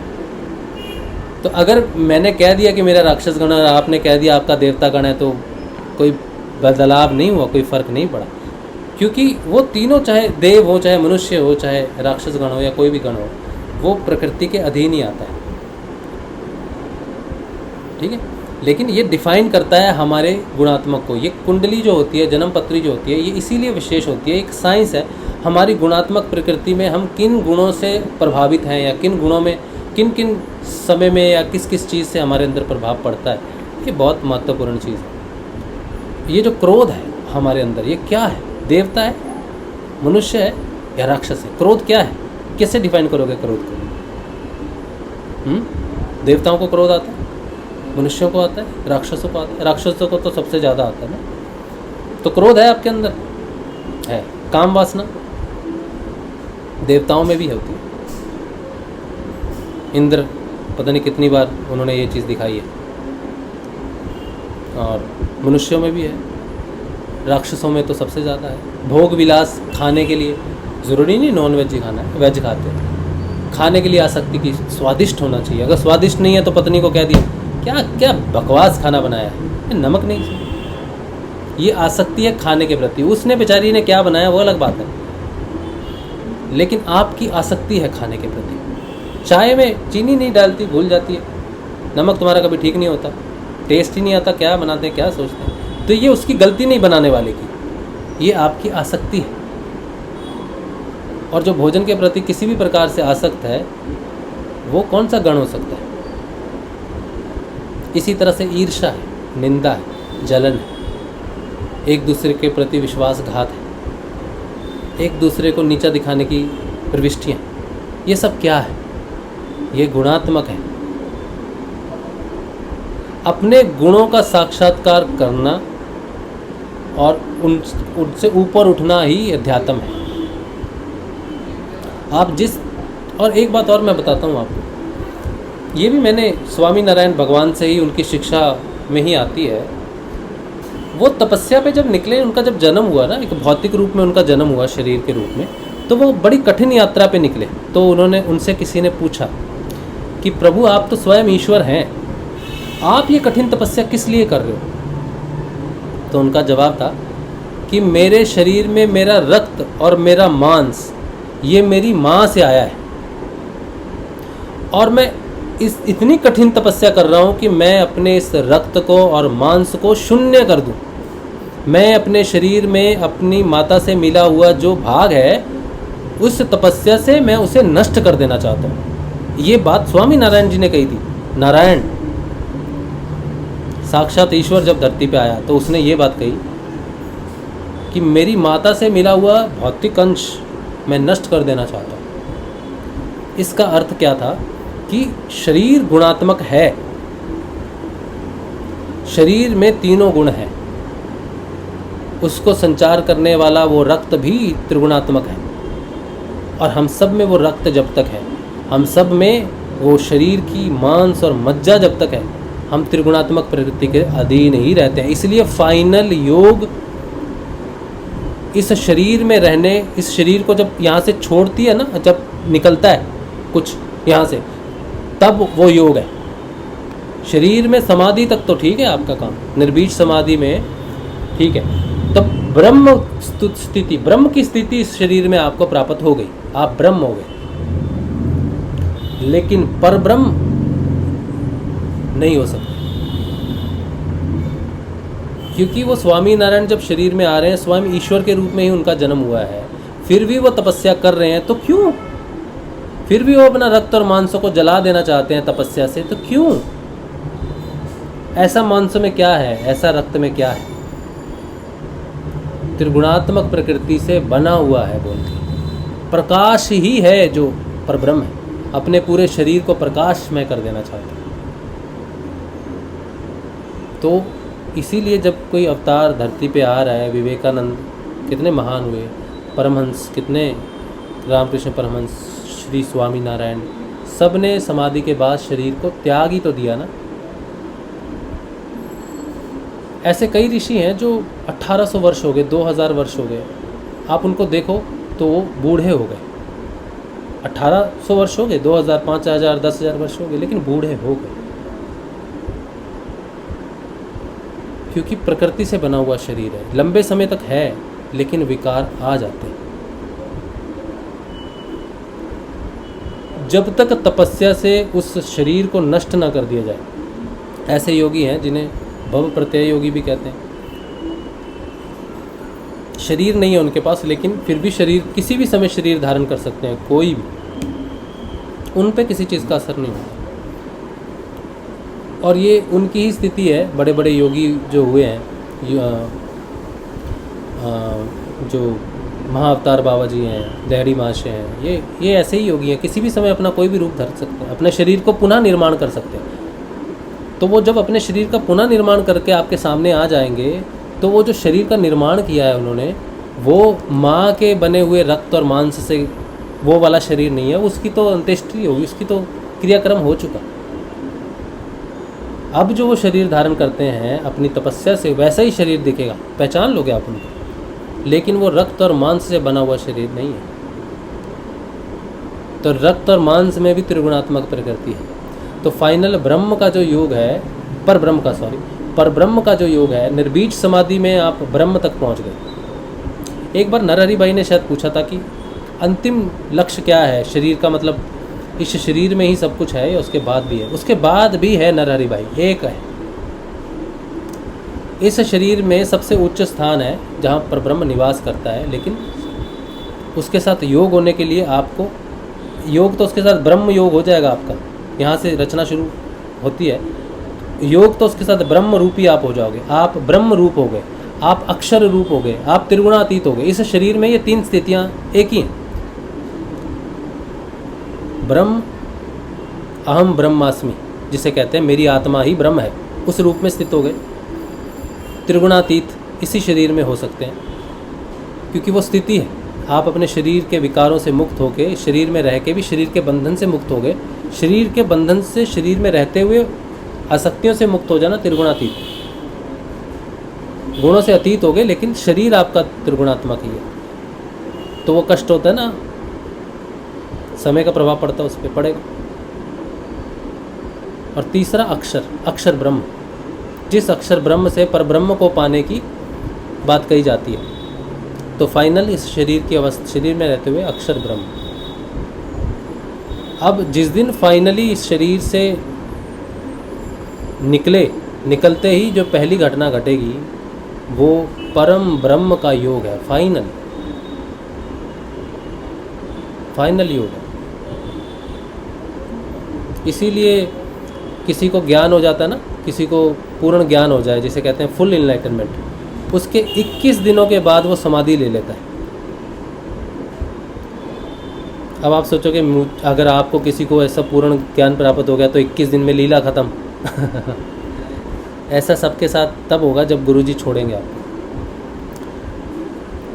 जैसे रामकृष्ण परमहंस थे, उनका पूर्ण ज्ञान था, लेकिन वो अपने शरीर में रहे, फिर भी रहे।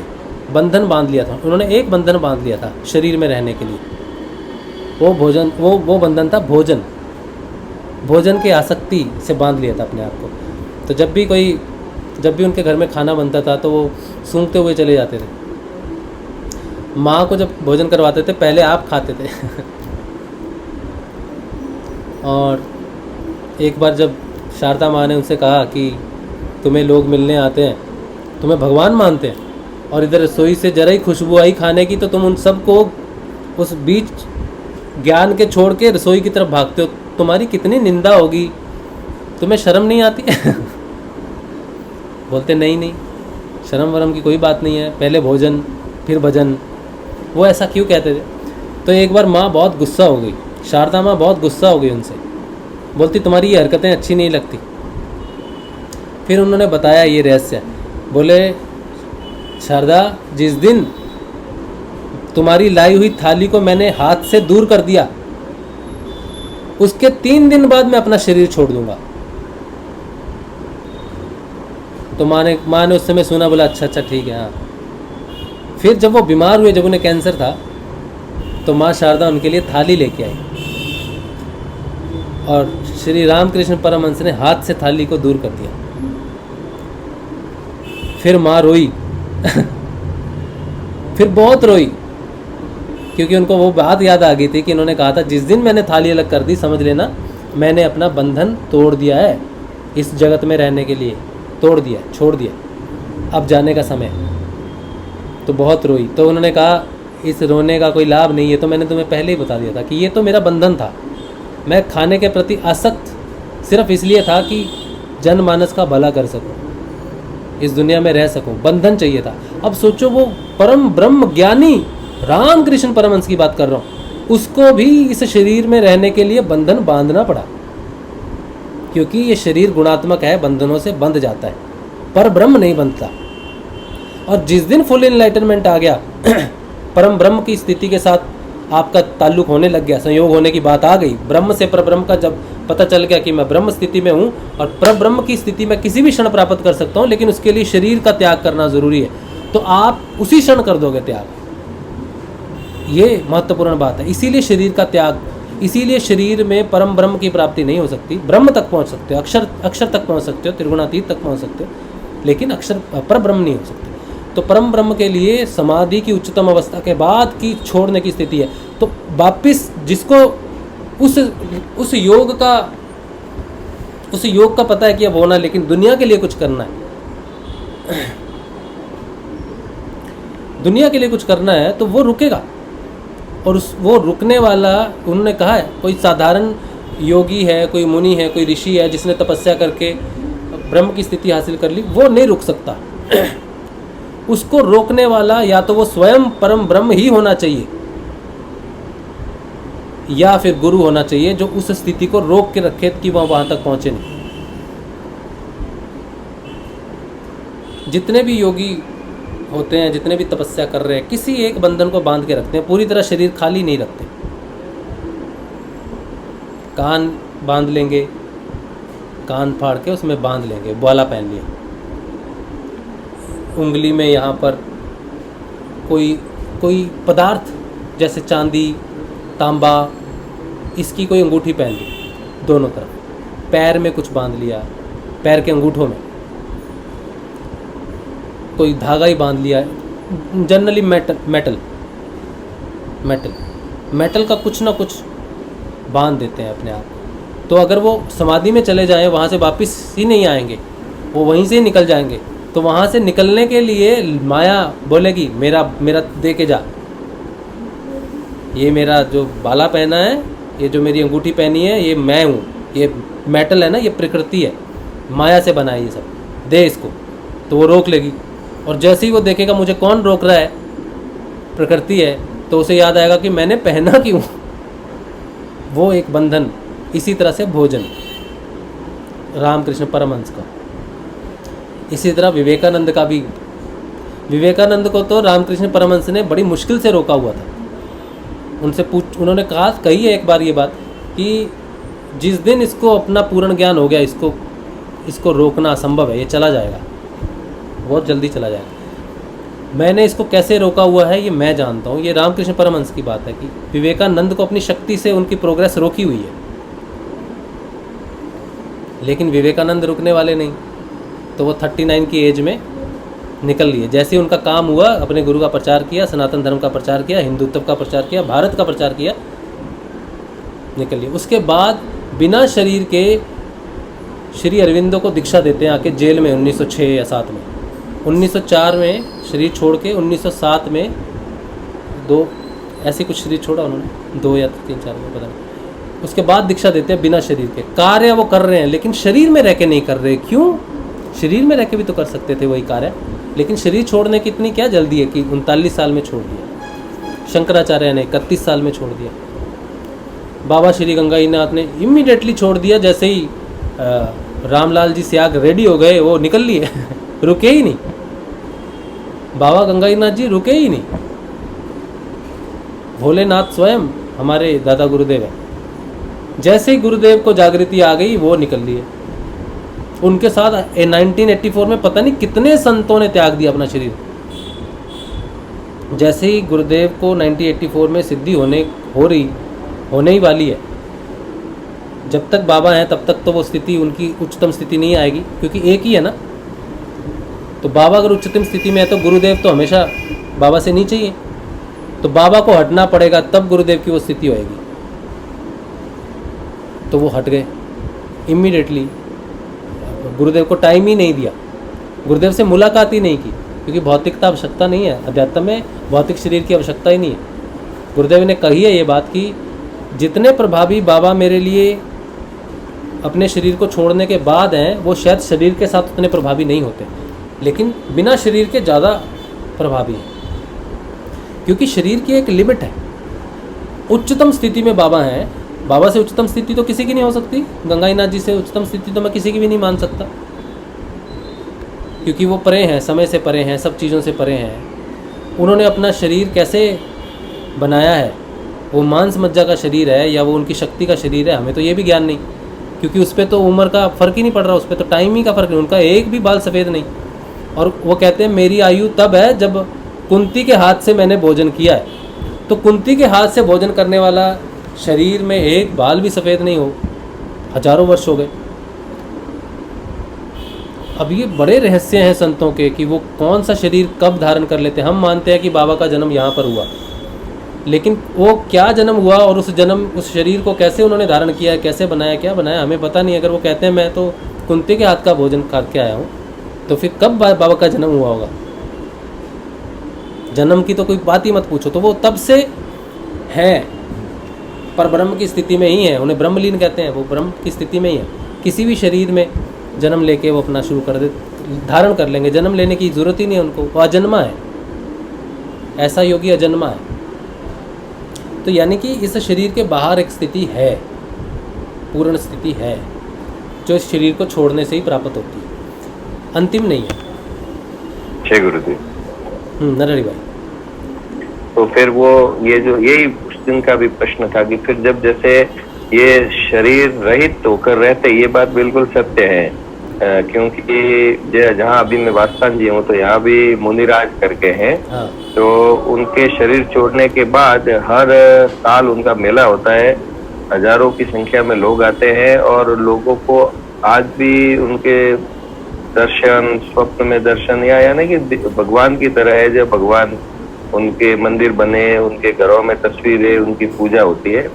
तो मतलब वो एक जैसा आपने बताया कि समिष्ट चेतना है, तो फिर वो कहाँ रहते हैं, फिर वो कहाँ नहीं रहते हैं, या फिर अमुक लोगों के लिए वो हैं और कुछ जो नहीं मानते हैं उनको, उनके लिए वो नहीं है। सभी विश्वास नहीं कर पाते हैं, कुछ करते हैं, किसी को बहुत ज्यादा अच्छे चमत्कार प्राप्त होते हैं, और इतने सारे भगवान जब समिष्ट में ही विलीन हो गए तो फिर अलग अलग रूपों में पुनः जैसा शरीर था वैसे शरीर में मिलते हैं, दिखते हैं, या उस रूप में या उस नाम से पुकारते हैं, तब वो आते हैं। ऐसा क्यों? जब वो समिष्ट, अगर परम सत्ता एक ही है तो मैं कहूँ मुनिराज, तो मुनिराज के रूप में आते हैं, मैं बोलता हूँ गुरुदेव तो गुरुदेव के रूप में आए, मैं कहूँ दादा गुरुदेव उसके रूप में आ जाए, मैं कहूँ भावनाथ जी परदादा गुरुदेव, है ना। तो उस नाम को बुलाने पर क्या वो रूप चेंज करके आते? क्योंकि अगर हम जानते हैं कि परम सत्ता तो एक ही है, तो जब वो एक ही है तो इतने सारे अलग अलग रूप धारण करके उनको आना पड़ता है, या वो उन रूपों में ही रहते हैं? उस चीज का क्या लिंक है, उस बॉडी से क्या लिंक है? जब शरीर तो नश्वर है, वो तो प्रकृति है, और तो वो तो परम पुरुष बन गए, तो परम पुरुष को शरीर, प्राकृतिक शरीर से क्या लिंक रह जाता है? कि शरीर छोड़ने के बाद भी जब हमारे गंगाईनाथ के स्वप्न में आएंगे या कोई दृष्टांत देंगे तो जैसा रूप हम जानते हैं वैसे रूप में आएंगे। अगर ये आ जाए किसी अन्य साधु के रूप में तो हम पहचान भी नहीं पाएंगे, भाई ये पता नहीं कौन है। लेकिन ये तो अज्ञानता की स्थिति है कि जब वो एक ही है तो फिर हमें पहचानने के लिए उनको अलग अलग रूप धारण क्यों करना पड़े?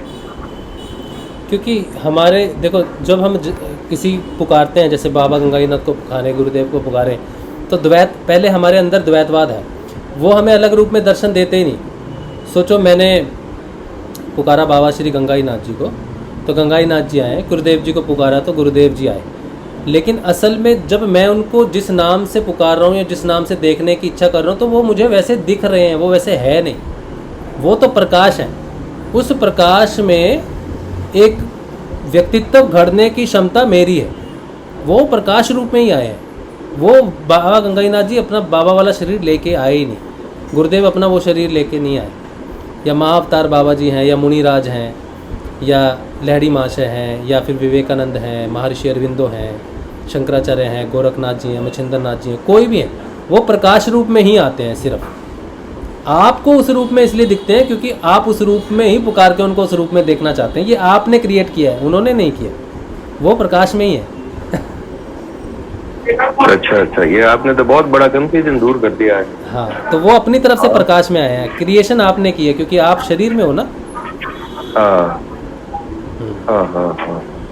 क्योंकि नहीं तो ये कंफ्यूजन था बड़ा। गुरुदेव ने आज बहुत अच्छा वो प्रकाश रूप में ही वो है, प्रकाश ही है, जिस रूप में हम उनको देख रहे हैं वो रूप बन जाते हैं। हाँ, वो प्रॉपर एक ही है, एक ही है। अब इसकी पुष्टि कहाँ होती है? मेरे कहने से तो पुष्टि नहीं होगी ना, इसकी पुष्टि आपके स्वप्न में होगी। कैसे? आपने स्वप्न देखा कि आपने जीसस को देखा और जीसस बाबा गंगाईनाथ रूप के बदल गए, ट्रांसफॉर्मेशन हो गया उनका। ऐसा स्वप्न आपको कभी आएगा? मैंने मेरे स्वप्न की उदाहरण दी है। आपको कोई स्वप्न आया कि गुरुदेव खड़े थे, वो कृष्ण के रूप में परिवर्तित हो गए या कृष्ण गुरु के रूप में परिवर्तित हो गए, तो वो जो परिवर्तन, ट्रांसफॉर्मेशन आपको दिखेगा, तो उन्होंने अपना ट्रांसफॉर्मेशन नहीं किया, ये आपके भाव का ट्रांसफॉर्म हो गया कि मेरे गुरुदेव ही कृष्ण है। आपका भाव ट्रांसफर हो, वो तो प्रकाश रूप ही थे स्वप्न में भी। आपने गुरुदेव के रूप में देखा और आपके भाव में ट्रांसफॉर्मेशन हो गई कि मेरे गुरुदेव ही कृष्ण है।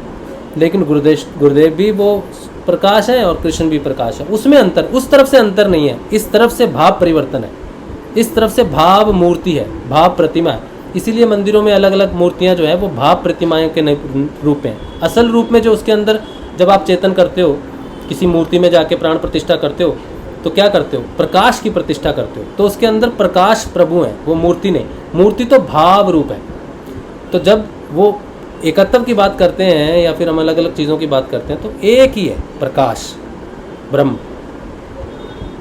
उसको देखने तो यानी कि जो समिष्ट हो गए वो तो पूर्ण हो गए, तो फिर अलग अलग रूपों में तो लोग मतलब उनको हम भजते हैं, इसलिए उस रूप में हमें भाव रूप में दिखते हैं। हाँ। तो इससे तो ये है कि जो सभी समिष्ट चेतन है वो सभी हमारे गुरुजी ही है, वो एक ही तो प्रकाश हुआ ना। हाँ, गुरुदेव के अंदर जो प्रकाश हुआ, जैसे गुरुदेव ने कहा मैं देखता हूँ मेरे अंदर प्रकाश है, उन्होंने तो नहीं किया कि मेरे अंदर गायत्री है, मेरे अंदर कृष्ण है, ये नहीं कहा, उन्होंने कहा प्रकाश है, तो मैं प्रकाशमय हो गया, यानी कि मेरा अपना भौतिक स्वरूप विलय हो गया।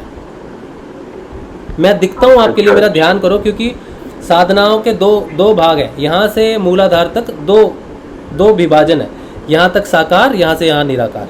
तो यहाँ तक गुरु मूर्ति है, बस यहाँ से आगे प्रकाश ही है और कुछ नहीं। गुरुदेव की मूर्ति यहाँ तक जाएगी, यहाँ तक नहीं जाएगी। आप यहाँ पर पहुँच गए, इससे आगे की यात्रा आप गुरु के इस रूप में नहीं करोगे, ब्रह्म स्वरूप हो जाएगा, सारा स्वरूप आपके लिए गुरु स्वरूप हो जाएगा। और फिर आप कहोगे कि सब जगह ही मेरे गुरुदेव हैं, तो आपका मूल स्वरूप क्या है? तो जब समाधि में अवस्था में आप हो जाओगे तब आपको मूल स्वरूप प्रकाश ही नजर आएगा, सिर्फ वही प्रकाश आपको विवेकानंद में दिखेगा, वही गुरुदेव में दिखेगा, वही दादा गुरुदेव में, जीसस में, शंकराचार्य में, भोलेनाथ में, सब में फिर वही प्रकाश दिखेगा। वही तो फाइनल, वही तो ये तो अद्वैत का मूल रहस्य तो यही पता चला है। बिल्कुल यही रहस्य है अद्वैतवाद, अद्वैत का मूल रहस्य है, क्योंकि सभी जो चेतन है वो अभी जैसे मैं यहाँ पे हूँ, वास्तुस्थान जी करके स्थान है, मैं आता रहता हूँ, यहाँ हूँ, यहाँ पे एक साधु है इंद्रगिरी जी महाराज करके। अच्छा। तो पता नहीं क्यों मैं उनसे इतना आकर्षित रहता हूँ, तो जब भी मैं गुरुदेव का भजन सुनता हूँ, गुरुदेव से करुण प्रार्थना ऐसे ही करता हूँ मिलने की, कि वो आ जाते हैं। तो शरीर मुझे ये लगा, मैं गुरुजी इनको भेज रहे हैं, अभी द्वैतवाद था, गुरुजी इनको भेज रहे हैं, तो उनका सानिध्य रहता है, साथ में रहते हैं, जैसे एक स्नेह, एक प्रेम उनके घुटने पे। जैसे मेरी इच्छा थी कि मैं मेरे गुरुदेव के घुटने पे पैर रखूं, मेरा सिर रखूं और गुरुदेव मेरे सिर पे हाथ रखें, ऐसे लाड़ करें, तो वो घटना उनके द्वारा संपन्न हो रही है। ऐसे एंगल ऐसा बना कि जैसे कल की बात है, तो मैंने जैसे उनके घुटने पे पैर रखा ना, तो उन्होंने मेरे सिर पे ऐसे हाथ किया, मेरे मुंह पे हाथ फेरा। जो मेरी एक्सपेक्टेशन गुरुदेव से थी वो सारी उनके द्वारा होती है, और वो शून्य है। जैसे आपने सेशन में आज अपने हुआ कि भविष्य, भूत और वर्तमान तीनों को मिक्स नहीं करना है, तो उनकी वो जो साधु है ना, उनकी ये स्थिति है कि अभी जो है वो ही है, कल भूल गए क्या था, कल क्या होगा, उनका कोई प्लान नहीं है। अभी यहाँ खड़े हैं, मैं ऊपर जैसे आ गया तो वो वहां से जैसे रवाना हो गए, तो उनका कोई प्लान नहीं था कि रवाना होना है, तुरंत कोई निर्णय हुआ और चल दिए। जो भी मिला तो अच्छी बात, नहीं मिला तो अच्छी बात। तो फिर मैंने गुरुदेव से कहा, मैं गुरुजी मुझे लगता है कि इस क्षेत्र में उस स्टेज पर ये एक ही है साधु, इसलिए बार बार आप इनको ही भेजते हो, दूसरे तो नहीं आते दूसरे व्यक्ति से। तो ये इसमें ये भी एक ज्ञान मिला कि जिस क्षेत्र में उच्च क्षमता नहीं, उच्च चेतना वाला जो भी होगा, तो गुरुदेव उसको आपके पास भेज सकते हैं शरीर रूप में, जिससे कि आप कुछ मांगते नहीं हो, जिसको कुछ देते नहीं हो, यानी वो एकदम सम है। वो उसमें हम कृष्ण की, जैसे उनको मैं कृष्ण के रूप में मंत्र बोलूं तो वो कृष्ण रूप हो जाते हैं, शिव रूप में करूँ तो शिव रूप में। पहले बहुत उसमें कंफ्यूज था कि मेरे ये गुरु नहीं है, मैं उनको बताता हूँ बार बार, ये सफेद कपड़े वाले मेरे गुरुदेव है, तो वो हंसते हैं। मैं कहता हूँ ये भगवे कपड़े वाले ये मेरे दादा कुछ। मैं ये सोचता था कि कहीं ये ऐसा समझ न ले कि मैं इनको गुरु मानता हूँ, तो बार बार मैं उनको बताता हूँ कहीं ये आप तो अपनी कंफ्यूजन दूर करके अपने आप को संतुष्ट कर रहे हैं। वो संतुष्टि है, वो जानते हैं, आप अपने आप को संतुष्ट कर रहे हो कि मैं पहले बता दूं। हाँ, और बार बार 50 बार मैंने बताया होगा मेरे हिसाब से। और फिर तो भी उनके चेहरे पे कोई भाव में फर्क नहीं किया, मेरा चेला नहीं है तो मेरे पास क्यों बैठा है, मेरे पीछे क्यों घूमता है। और पता नहीं क्या होता है कि मैं आकर्षित होता हूँ कि वो नहीं आए तो जैसे मेरे फिल्मी गाने निकलते हैं, अभी आ जाओ, जो भी है ऐसे, है ना। हाँ। तो इतना आकर्षण मेरा इस भौतिक संसार में किसी के प्रति नहीं है, लेकिन वो एक अंदर से मुझे कई बार लगता है नहीं नहीं ये अलग है, वो है। तो जैसे आज आपने ये बात कही ना, ये बहुत ही महत्वपूर्ण ये जो ज्ञान है कि वो जो समिष्ट चेतन शरीर भी हो जाते हैं तो फिर वो परम सत्ता अलग ही नहीं है। तो गुरु से अगर मैंने प्रार्थना की तो गुरुदेव वो वाला वाइट कपड़े वाला शरीर धारण करके मेरे सामने आए, तो एक प्रकार से अप्राकृतिक सा हो जाएगा ना, एक सामान्य रूप में कि सभी लोग जैसे बैठे हैं उनके पास में बैठो, उनसे बातें करो, तो वो प्रकृति के नियम के विरुद्ध जैसा लगता है।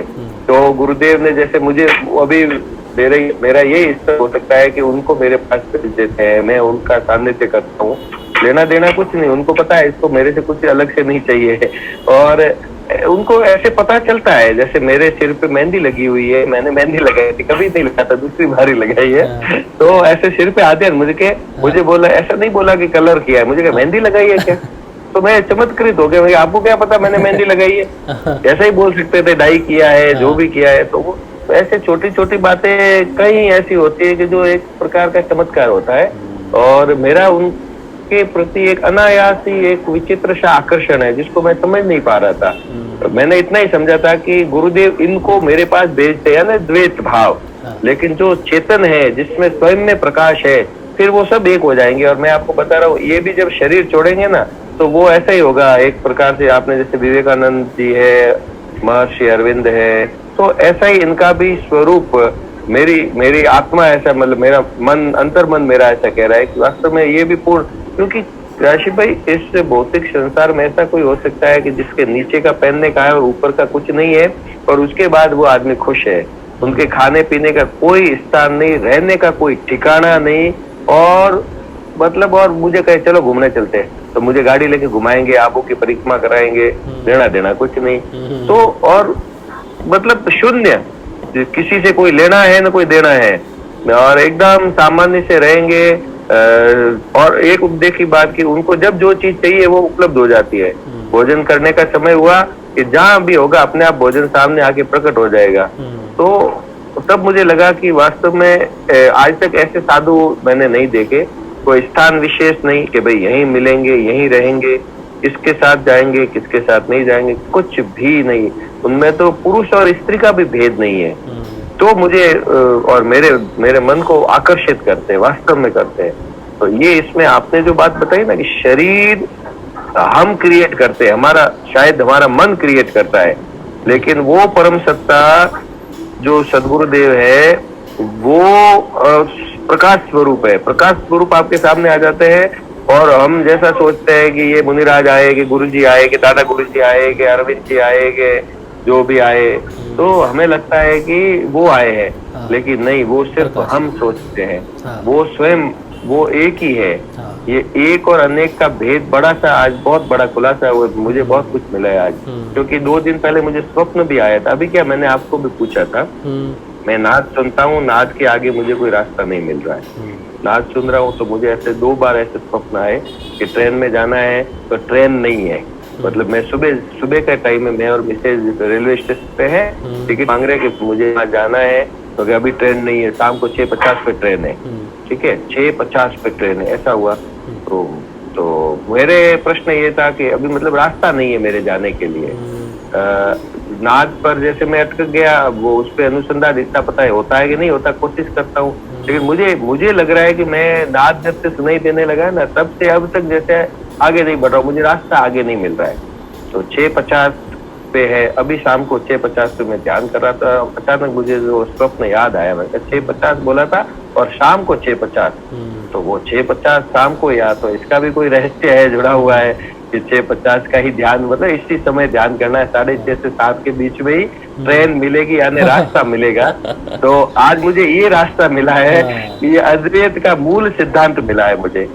अब सभी जो सुन रहे हैं उनको क्या मिला मुझे पता नहीं, लेकिन मुझे ये बहुत बड़ी चीज मिली है, क्योंकि मैं जब भी किसी भगवान को हाथ जोड़ता हूँ तो कंफ्यूज होता था, मेरे गुरुदेव तो ये नहीं, ये तो शरीर बॉडी इनका, ये तो ऐसी मूर्ति है, ये तो इन्होंने तो इस प्रकार से चमत्कार किए, गुरुजी तो वहां जन्म हुआ। तो ये कि वो जब भी आते हैं तो वो प्रकाश स्वरूप ही है। अब लोग किसी रूप में उनको याद कर सकते हैं। तो कल को जाके हमारे में से कोई गुरु भाई अगर उस समिष्ट चेतना में चला जाता है, फिर जब उसको भी अगर हम याद करते हैं तो वही गुरुदेव है, वही प्रकाश है, वो स्वरूप चाहे वो किसी का भी हो सकता है। ये बहुत ही महत्वपूर्ण सेशन रहा आज का, बहुत ही महत्वपूर्ण बात है ये। जय गुरुदेव। जय श्री। चलिए YouTube पे कुछ एक बातें हैं, देख लेते हैं। YouTube पे सूरज भाई कुछ लिख रहे थे, मैं उस समय तो नहीं ले पाया। आपने बहुत कुछ लिखा है भाई। अच्छा देख लेते हैं, पढ़ेंगे ज़रूर। हाँ तो ये शुरू करते हैं। जय श्री गुरुदेव साहब, जय श्री गुरुदेव। कल मैं और नरेश भी यही बात कर रहे थे कि हमारे सीरियल्स ने सब खराब किए हैं, इसलिए हम सोचते हैं कि कोई चमत्कार हो जाए। एक मिनट आगे और पढ़ता हूँ। कृष्णा भी काले थे और किसी सीरियल में उनको काला नहीं बताया। जिन्होंने उनके रूप की व्याख्या की उन्होंने उनको अंदर देखा और हम उनके रूप को बाहर देखना चाहते हैं। हाँ, इस सीरियल वालों ने थोड़ा सा भ्रमित कर दिया है हमें भगवान के स्वरूप को लेकर। सूरज फिर कह रहे हैं कि गुरुदेव ने भी कल्कि के प्रश्न पर कहा था कि ये सब सिंबॉलिक हैं, सफ़ेद घोड़ा और तलवार। हाँ ये सही बात है कि ये सिंबॉलिक है, और लोग सोच रहे हैं वो सचमुच घोड़े पे तलवार लेके घूमेगा। सुबह निकला शाम से युद्ध करने के लिए, बाहर कुछ है ही नहीं, तमस सब अंदर ही है। फिर कह रहे हैं भाई कि गुरुदेव ही थे जो शनिदेव के पीछे खड़े होकर उन भौतिक वस्तुओं की पूर्ति की, और जब समय आया तो छोटी छोटी गलियों से होते हुए मेन हाईवे पर ले आते हैं गुरुदेव। बिल्कुल सही बात है, वही बात है कि गुरुदेव की भक्ति मैंने की, गुरुदेव का जो नाम जपा, जो जपा था, उससे मुझे आध्यात्मिकता में प्रवेश तो नहीं मिल रहा था, लेकिन वो मेरी भौतिकता में जो बची कुछ अधूरी चीज़ें थी वो पूर्ण करवा रहे थे। कि शनिदेव का आशीर्वाद, पूरी तुम करो तपस्या तो इनका आशीर्वाद लो। तो वो गुरुदेव ही हैं जिनकी प्रेरणा से वो जपा जाप से ही सब कुछ हुआ, वो मार्ग मुझे वापस मिला। लेकिन शनिदेव को मैंने साक्षात्कार किए, मैंने शनिदेव के दर्शन भी किए, जैसे गणेश जी के दर्शन मैंने किए, रामकृष्ण परमहंस के दर्शन हुए, गुरुदेव जी के दर्शन हुए, और इसी तरह से मैंने शनिदेव जी के भी दर्शन किए। और शनिदेव से तो मेरी वार्तालाप भी हुई है। शनिदेव से मेरी वार्तालाप भी हुई है। शनिदेव ने ये बात कही मुझसे,